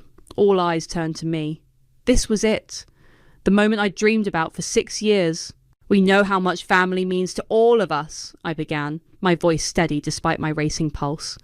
"And we're so grateful to have—" "Oh my God, I can't wait anymore!" Hallie suddenly jumped to her feet, her chair scraping against the stone patio. "I have the most incredible news!" The table turned to her like sunflowers following light. I stood there, mouth half open, still holding my glass. "I'm adopting a baby!" Hallie announced, tears streaming down her face. A beautiful little girl. Her mother is 17, can't keep her, and she chose me. Me! Can you believe it? The explosion of joy was immediate. Chairs scraped back as everyone rushed to congratulate her. Mom burst into tears. Dad actually smiled, really smiled, not his usual polite grimace. "When?" Trinity gasped. "Next month. I've been keeping it secret because I didn't want to jinx anything, but the papers are almost final. I'm going to be a mother." I sank back into my chair, the envelope in my purse suddenly feeling like it weighed 1,000 pounds. Sawyer reached for my hand under the table, his jaw tight. "Nora, isn't this wonderful?" Mom called out over the celebration. "Your sister's going to be a mother." I managed to nod, my throat closing up. Wonderful. As the chaos continued around me, Hallie caught my eye across the table. For just a moment, her tearful expression shifted into something else entirely, something cold and calculating. She leaned close as she passed my chair, her voice barely a whisper. "This is my moment, not yours." I excused myself to the bathroom and locked the door, staring at my reflection in the ornate mirror. My hands shook as I pulled out my phone and texted Sawyer, "Need air. Meet me by the gazebo in 10. When I emerged, the celebration was still in full swing. Hallie held court in the centre of the patio, showing everyone photos on her phone. "She's absolutely precious," Aunt Margaret cooed. "Look at those tiny fingers." "The mother's a sweet girl, just in a tough situation," Hallie explained, dabbing her eyes with a tissue. "I feel so blessed that she chose me to raise her daughter." I slipped away unnoticed, walking toward the gazebo at the far end of the property. The evening air felt cool against my flushed cheeks. Yasmin found me first, her heels clicking on the stone path. "What the hell just happened back there?" she demanded, settling beside me on the gazebo steps. "Hallie happened, but your announcement, gone, completely overshadowed." I pulled the envelope from my purse and handed it to her. 11 weeks. Yasmin's face lit up as she saw the ultrasound photos. "Nora, this is incredible. Why didn't you just announce it anyway? There's room for 2 pieces of good news." "You saw how everyone reacted. Mum's already planning the nursery in her head." Dad actually looked proud of one of his daughters for once. I laughed bitterly. "How do I follow that? Oh, by the way, I'm also having a baby, but mine's just a boring biological pregnancy." "Don't say that." "It's true. Hallie's adopting a baby from a tragic teenage mother. I'm just finally pregnant after years of trying." "Which story sounds more compelling?" Sawyer appeared, his expression grim. "You okay?" "Peachy." He sat on my other side. "Your mom cornered me by the bar. She wanted to thank you." "Thank me? For what?" "For letting Hallie have her moment. She said you've always been so understanding about Hallie's struggles." Yasmin frowned. "What struggles? Hallie's the golden child, always has been." "That's what I thought too," Sawyer said. "But apparently there's a whole narrative I've been missing. According to your mum, Hallie had some kind of breakdown a few months ago, something about feeling directionless and worthless." "She mentioned therapy bills," I said slowly. "Dad complained about them at Christmas." "Your mum thinks this adoption is exactly what Hallie needs to find purpose again." Sawyer's voice carried an edge. "She kept going on about how fragile Hallie is, how we need to be supportive." We sat in silence for a moment, watching the lights twinkle in the main house. Laughter drifted across the lawn. "I should go back," I finally said. "People will notice if I'm gone too long." "We could leave," Sawyer offered. "Make an excuse about work tomorrow." "No, I'm not running away." When we returned to the patio, I found Trinity and 2 other cousins clustered around Hallie, hanging on her every word. "The hardest part was keeping it secret," Hallie was saying. "I wanted to tell everyone so badly, but my therapist said I needed to protect my emotional space until everything was finalised." "You're so brave!" Trinity gushed. "I can't imagine going through something like this alone." "Well, I haven't been completely alone." Hallie glanced toward me as I approached. "Nora's been such a support system, haven't you? Even with everything she's dealing with." The cousins turned to me expectantly. "What do you mean?" one of them asked. "Oh, just the usual marriage stuff," Hallie said with a dismissive wave. "You know how it is. Some couples go through rough patches." My blood ran cold. "Excuse me? I didn't mean anything by it," Hallie said quickly, but her eyes glittered. "Just that you and Sawyer have had your ups and downs lately. It's totally normal." "We haven't had any ups and downs." "Of course not," she agreed, but her tone suggested otherwise. "I just know how stressful it's been, with the job situation and everything." "What job situation?" Trinity looked confused. "Aren't you guys thinking about separating?" "What? The word came out sharper than I intended. Who told you that?" Someone mentioned." Trinity glanced nervously at Hallie. "There's been some miscommunication," Hallie said smoothly. "You know how family gossip gets twisted. I'm sure everything's fine." But the damage was done. I could see it in Trinity's face, in the way the other cousins exchanged glances, seeds of doubt planted and watered. Later, as we got ready for bed in the guest room, Sawyer was unusually quiet. "What's wrong?" I asked. Your dad pulled me aside after you went upstairs. And? He asked why we came this weekend. Said he'd heard we were having problems and wondered if this was some kind of last-ditch effort to save our marriage. I sat down hard on the bed. He what? Nora, where are these rumours coming from? Because someone's been talking, and it sure as hell wasn't me. I thought about Hallie's perfectly timed announcement, her whispered threat, the way she'd casually planted doubts about my marriage in front of our cousins. I think, I said slowly, this wasn't spontaneous at all. I couldn't sleep. Every time I closed my eyes, I saw Hallie's smug smile, heard her casual lies about my marriage. At 3 a.m, I gave up and crept downstairs to the kitchen. The house was silent except for the hum of the refrigerator. I made tea and sat at the breakfast nook, staring out at the moonlit garden. That's when the memory hit me like a freight train. Hallie was 17. I was 20. Home from college for winter break. Nora, I need your help, she'd whispered, shaking me awake at dawn. I'm really sick.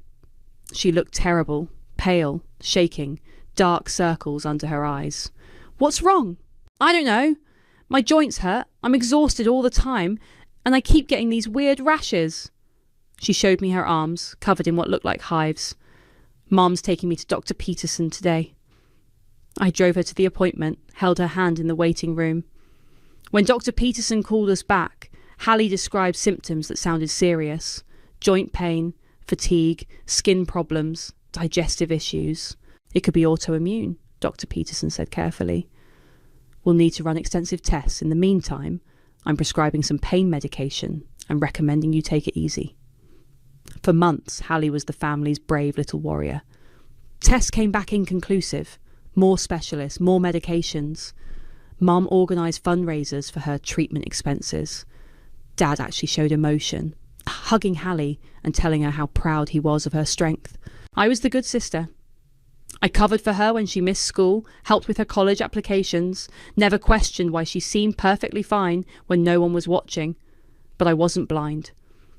The pain medication disappeared faster than it should have.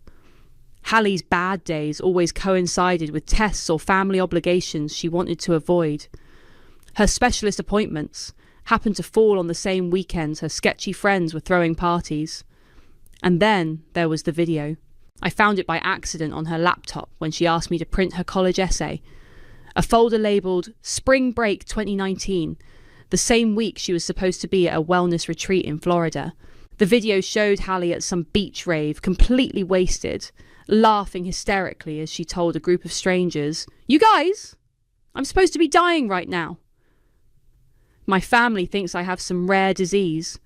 They literally paid for this whole trip thinking it was medical treatment. Best scam I ever pulled. I should have confronted her then. Should have told our parents. Instead, I saved the video to a flash drive and buried it in my desk drawer, telling myself I was protecting the family from heartbreak. Hallie's recovery was gradual and miraculous. By senior year, she was healthy enough for cheerleading and prom. The family celebrated her strength, her resilience. She got into college with an essay about overcoming chronic illness. No one ever questioned it. Why would they? Hallie was the golden child, the one who could do no wrong. Couldn't sleep either. I jumped, nearly spilling my tea. Sawyer stood in the doorway, hair messy from tossing and turning. Just thinking. He sat across from me. About tonight? About a lot of things. I took a deep breath. Sawyer, what if I told you Hallie has done this before? Done what? Lied. Manipulated. Stolen attention that wasn't hers. He leaned forward. What are you talking about? I told him everything. The fake illness, the fundraisers, the video. His expression grew darker with each detail. Jesus, Nora, why didn't you ever say anything? Because I was 20 years old and scared. Because I thought I was protecting everyone. Because, I paused, because I've spent my whole life making excuses for her. Do you still have the video? It's in my desk at home, along with some other things. Emails, photos, bank statements I found when I helped Mom organise her files last year. Sawyer was quiet for a long moment. So tonight, when she announced her adoption, she knew I was going to announce my pregnancy. She's been planning this for weeks, maybe months. The rumours about our marriage, the timing of her announcement, none of it was coincidental. But why? Why would she do this to you? I thought about 17-year-old Hallie, desperate for attention and willing to fake a serious illness to get it. About 30-year-old Hallie, still playing the same games with higher stakes, because she can't stand not being the centre of attention, and because she knows I've never fought back. What are you going to do? I looked out at the garden, where morning light was starting to creep across the lawn. In a few hours, the family would wake up and spend another day celebrating Hallie's miraculous adoption, while I smiled and played the supportive sister. I'm going to call Yasmin, and then I'm going to make some phone calls. Nora. She stole my moment, Sawyer. She's been poisoning my family against me for months, and this isn't the first time she's lied to get what she wants. I stood up, suddenly feeling more awake than I had in years. You stole my moment? I whispered to myself, remembering her cold smile. I'll destroy your legacy. Yasmin arrived at the estate by 10 a.m, claiming she'd forgotten her phone charger. We walked to the gazebo under the pretense of catching up. You sounded weird on the phone, she said, settling onto the bench. What's going on? I handed her my laptop. I need you to help me with something. And I need you to promise you won't try to talk me out of it. That's a terrifying way to start a conversation. Promise me, Yas. She studied my face. Okay, I promise. I told her everything, the fake illness, the video, the pattern of lies. Her expression shifted from confusion to disgust to fury. That manipulative little... She caught herself. Nora, this is huge. You have to tell your parents. I will. But first, I need to know what she's been up to lately. The therapy bills, the adoption story. Something doesn't add up. What do you need me to do? Help me make some calls, starting with Graham. Graham Murphy had been the family's accountant for 15 years.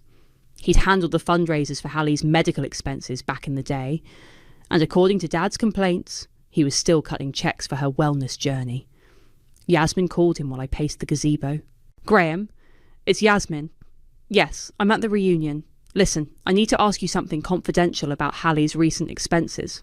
Family business, you understand. She put the phone on speaker. I can't give specific details, Graham's voice crackled through, but I can tell you the family has covered approximately $30,000 in therapy and wellness-related expenses for Hallie over the past 18 months. My jaw dropped. 30,000? The receipts show various treatment centres, specialised therapy programmes, holistic wellness retreats. Your parents were very concerned about her mental health after her breakdown. What breakdown? Yasmin asked. Last year. She claimed she was having panic attacks, couldn't function, said she needed intensive treatment to get her life back on track. After we hung up, Yasmin stared at me. $30,000, Nora. For what? She's been working, dating, posting party pictures on Instagram all year. We need to see those receipts. Graham won't show them to us. No, but your mum might have copies. She keeps everything in that filing cabinet in the study. 20 minutes later, we were rifling through Mom's meticulously organised files. Yasmin found the folder labelled Hallie Medical 2023. Bingo! She spread the papers across the desk. Look at this. The receipts painted a damning picture. Serenity Springs Wellness Centre in Florida, the same beach town where I'd seen Hallie's spring break video. Mindful Recovery Retreat in California, which a quick Google search revealed was actually a luxury spa resort. Digital Detox Intensive in Colorado that turned out to be a ski lodge.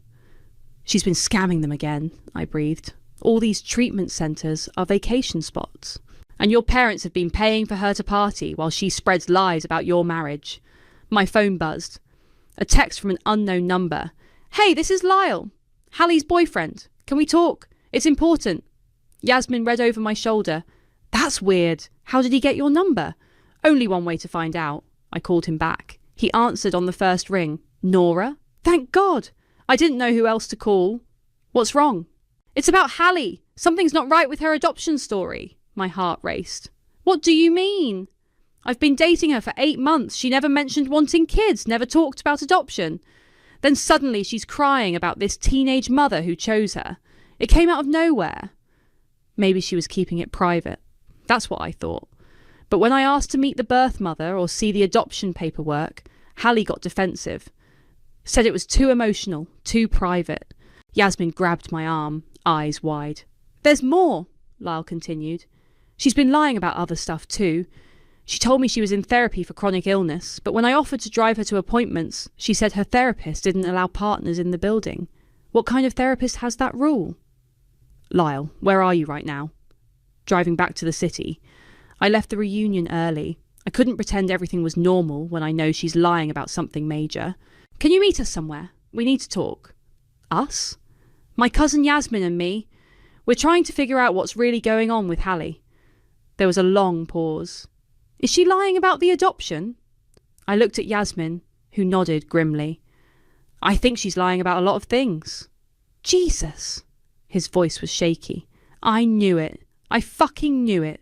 She's been acting so weird lately, like she was planning something big. Meet us at the coffee shop on Main Street in an hour. And Lyle? Yeah? Bring anything you have. Texts, emails, photos. Anything that might help us understand what she's really up to. After I hung up, Yasmin was already gathering the financial documents. This is it, isn't it? She said. This is how we take her down. This is how we tell the truth. Lyle was already waiting when we arrived at the coffee shop, hunched over a corner table with his laptop open. He looked like he hadn't slept. Thanks for meeting me, he said as we sat down. I've been going crazy trying to figure this out. Show us what you have, Yasmin said, cutting straight to the point. Lyle turned his laptop toward us. These are screenshots of our text conversations from the past few months. Look at this one from March. The message read, Therapy was brutal today. Dr. Martinez says my autoimmune flare-ups are stress-related. Might need to increase treatments. She told you she was sick? I asked. Chronically ill. Some rare condition that required expensive treatments and therapy. I felt so bad for her, you know. I even offered to help with medical bills. Yasmin and I exchanged glances. Did she take money from you? Yasmin asked. Not directly. But she'd hint about struggling financially, mention how expensive her treatments were. I probably spent $3,000 on supportive stuff, paying for dinners when she claimed she was too weak to work, covering her rent when she said she needed time off for medical appointments. My stomach turned. Lyle, she's been scamming our family the same way. $30,000 in fake medical expenses over the past year and a half. His face went white. 30,000. Treatment centres that are actually vacation resorts. Therapy sessions that never happened. She's been playing the sick card while partying and spreading lies about my marriage. Jesus Christ. He ran his hands through his hair. I knew something was off when she announced the adoption. She's never wanted kids. She told me kids were life ruiners and she was too focused on her career. What career? Yasmin snorted. She works part-time at a boutique. That's another lie. She told me she was a marketing consultant working with high-end clients. Said that's why she travelled so much for those wellness retreats. I pulled out my phone and opened the folder where I'd saved screenshots of Hallie's recent Instagram posts. Look at these. Posted 3 weeks ago from Serenity Springs Wellness Centre. The photos showed Hallie in a bikini, cocktail in hand, clearly at some beach resort. The caption read, Finding inner peace through intensive therapy. Grateful for this healing journey. Mental health matters. Achba blessed. That's the same weekend she told me she was too sick to see me, Lyle said bitterly. Said she was having a flare-up and needed to rest. We need to go back, I said, standing up. The family's having their big group photo session this afternoon. Everyone will be there. What are you planning? Lyle asks. I'm going to tell them the truth, all of it. Nora, Yasmin warned. Are you sure about this? Once you do this, there's no going back. She's been destroying my reputation for months. She stole my moment last night, and she's been stealing money from our family for years. I'm done protecting her. Lyle closed his laptop. I want to help. You don't have to. Yes, I do. She made me complicit in her lies. She used my feelings for her to scam money out of me. I want her to face consequences. Back at the estate, I found Sawyer in our room packing our bags. We're leaving, I asked. I figured after last night you'd want to get out of here. Actually, I'm staying for the group photo. He looked up, surprised. Why? Because I'm going to tell everyone the truth about Hallie tonight. Nora, I have proof, Sawyer. Financial records, text messages, photos. Lyle's willing to back me up. Even Yasmin found more evidence. What kind of evidence? Yasmin appeared in the doorway, holding a manila folder. The adoption agency. What about it? I called them. Blessed Beginnings Adoption Services. They've never heard of Hallie. No pending adoptions, no applications on file. The room went silent. She made it up, I said slowly. The whole thing. The teenage mother, the baby girl, all of it. But she had photos, Sawyer protested. Stock photos, probably, or pictures she found online. Yasmin sat on the bed. I also called 3 of the therapy centres on those receipts. None of them have any record of treating her. So what's the plan? Sawyer asked. I looked at the evidence spread across our bed. Financial documents, text screenshots, photos, phone records. Everything needed to expose 15 years of lies and manipulation. The family photo session is at 4. Everyone will be there, relaxed and happy. That's when I'm going to plug a USB drive into the big screen TV and show them who Hallie really is. That's nuclear, Nora. Good. She's been dropping bombs on my life for months. Time to return the favour. Yasmin grinned. I'll help you put together the presentation. And I'll make sure she can't run away when it starts, Sawyer added grimly. I looked at my husband and cousin, both ready to stand with me against the golden child who'd gotten away with everything for too long. She had her moment last night, I said, remembering her whispered threat. Tonight, it's mine. The family gathered on the back terrace at 4 p.m. sharp, everyone dressed in their reunion best for the annual group photo. 23 people arranged in 3 rows, the photographer fussing with lighting and angles. Perfect. Everyone say family, the photographer called out. After the formal shots, people started to disperse, but I stepped forward. Actually, before everyone scatters, I have something I'd like to share with the family. Mum clapped her hands together. Oh, how wonderful! What is it, sweetheart? I pulled the USB drive from my pocket, my heart hammering. It's easier if I show you. Can someone help me connect this to the TV? Uncle Robert, ever the tech guy, took the drive. What are we looking at? Just some family memories I put together. Hallie, who'd been posing for selfies with Trinity, suddenly looked up. What kind of memories? You'll see. The large outdoor TV flickered to life. I'd spent 2 hours organising everything into a clear, devastating timeline. The first slide appeared. The truth about Hallie, a family presentation. Hallie went pale. Nora, what is this? The truth. Something our family deserves to hear. Dad frowned. What's going on here? The second slide showed Hallie's fake medical records from her teenage years, alongside the video screenshot of her laughing at the beach rave. Let's start with 2019, Hallie's miraculous recovery from her autoimmune condition. Turn it off, Hallie said sharply, moving toward the TV. Sawyer stepped in front of her. Let your sister finish. This is insane! She's having some kind of breakdown. The breakdown is yours, I said, clicking to the next slide. Here are the financial records from the past 18 months. $30,000 in therapy expenses paid by our parents. Gasps rippled through the crowd. Mum's hand flew to her chest. And here, I continued, are the real locations of those treatment centres. Photos of luxury resorts and beach clubs filled the screen, alongside Hallie's Instagram posts from the same locations. This is doctored, Hallie shrieked. She's manipulating these images. Am I manipulating this too?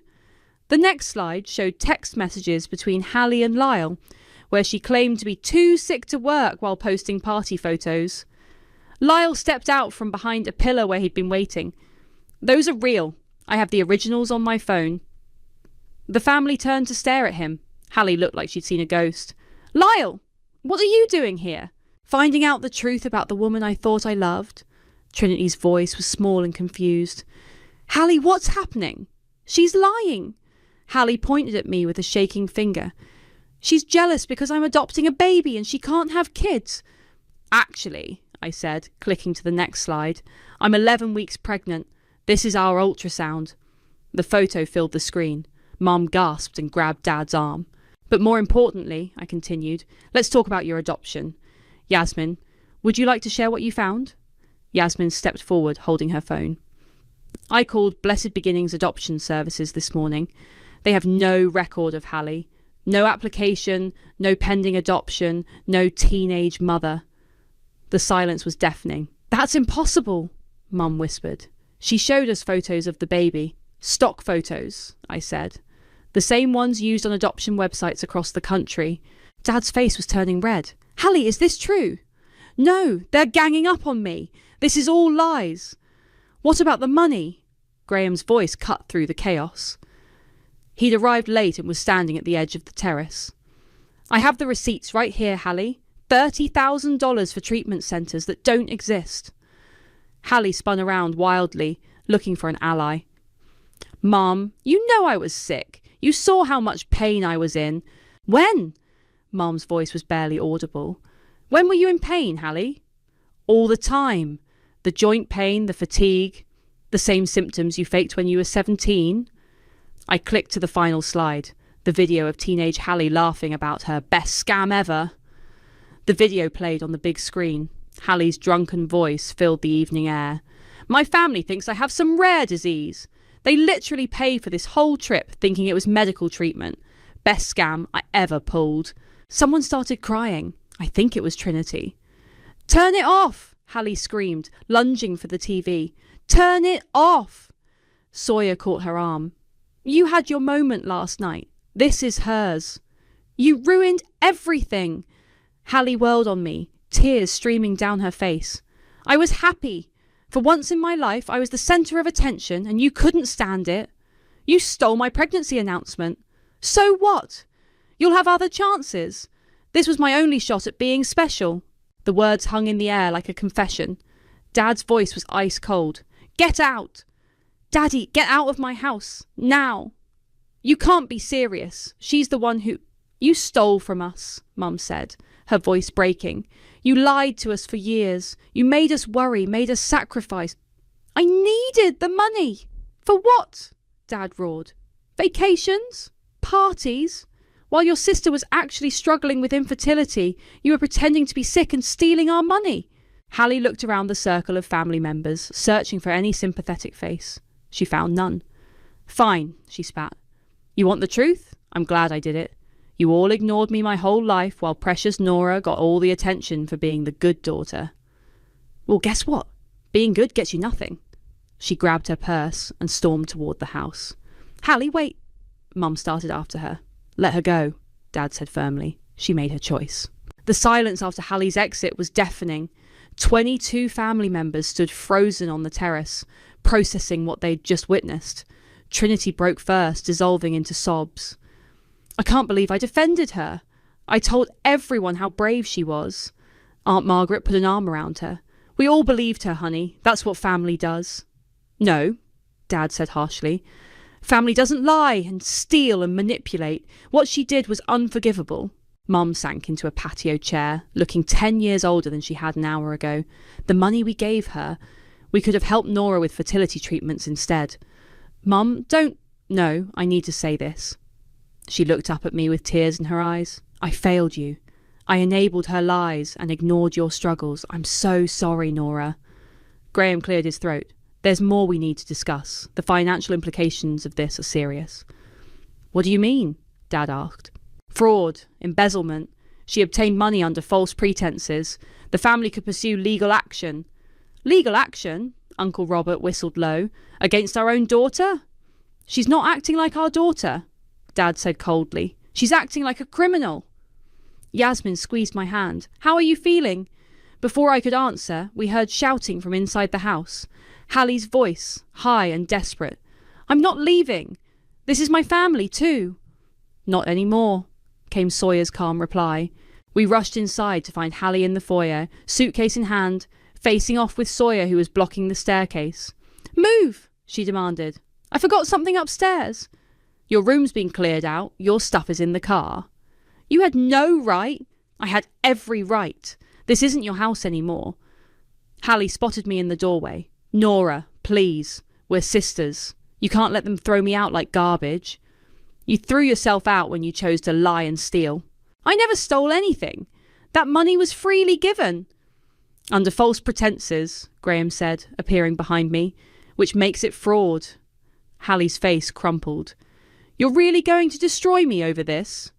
You destroyed yourself.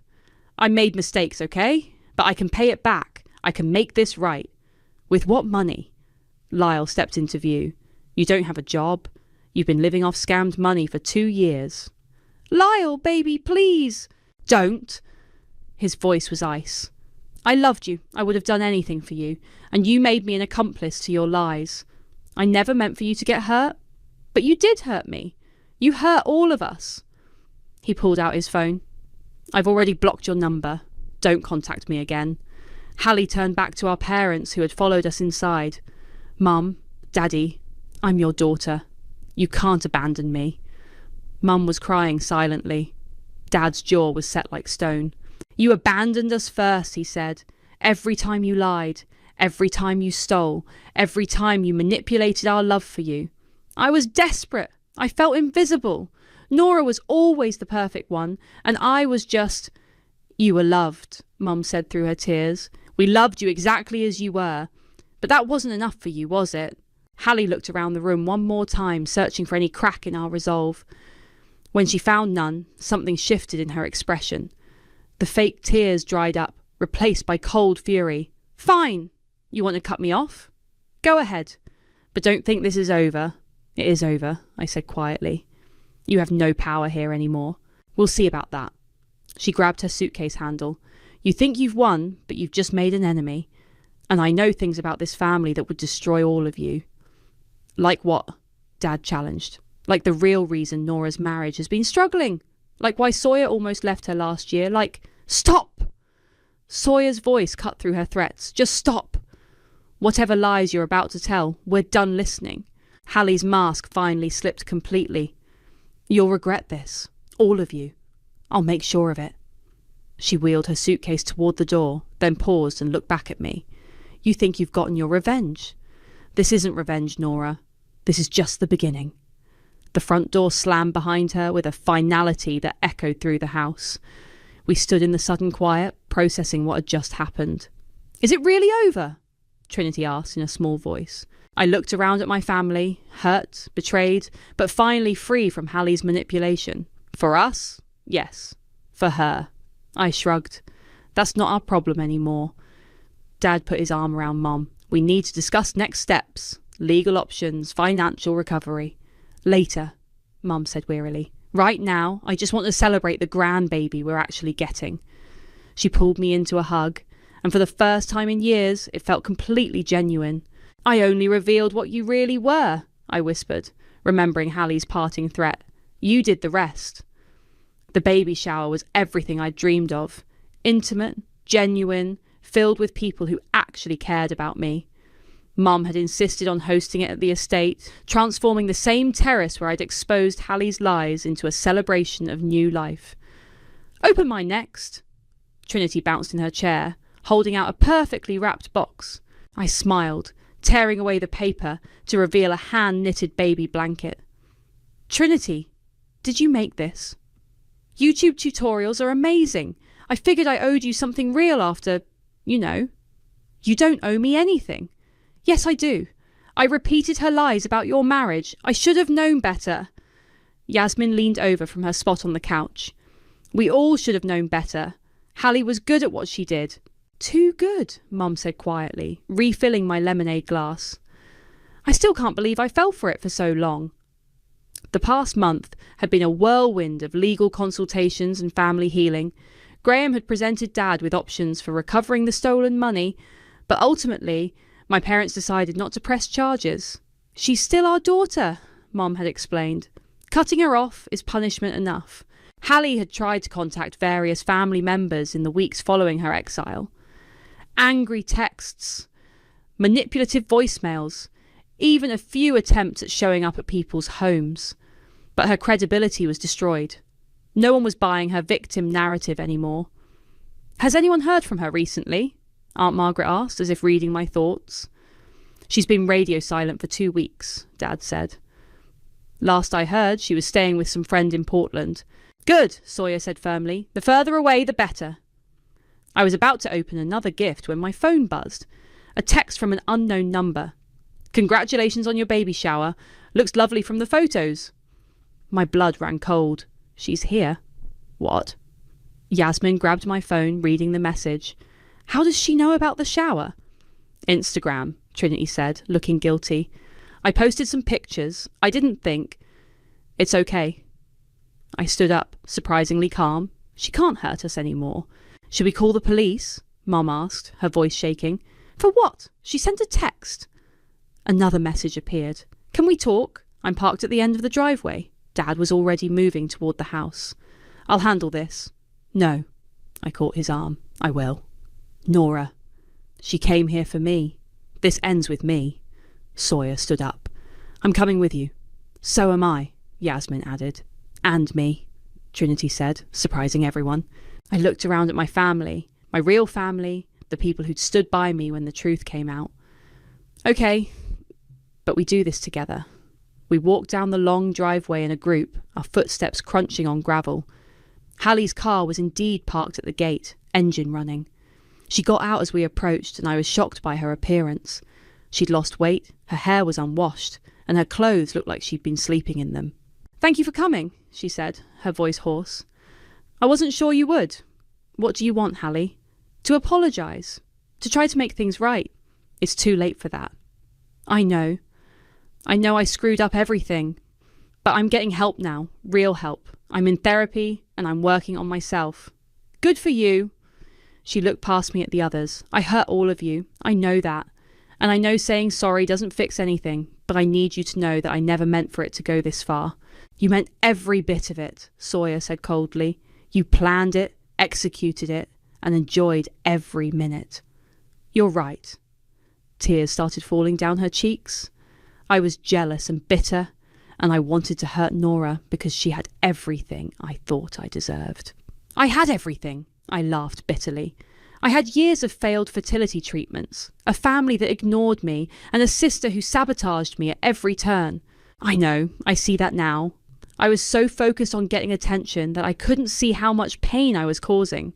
Trinity stepped forward. What do you want from us, Hallie? Nothing.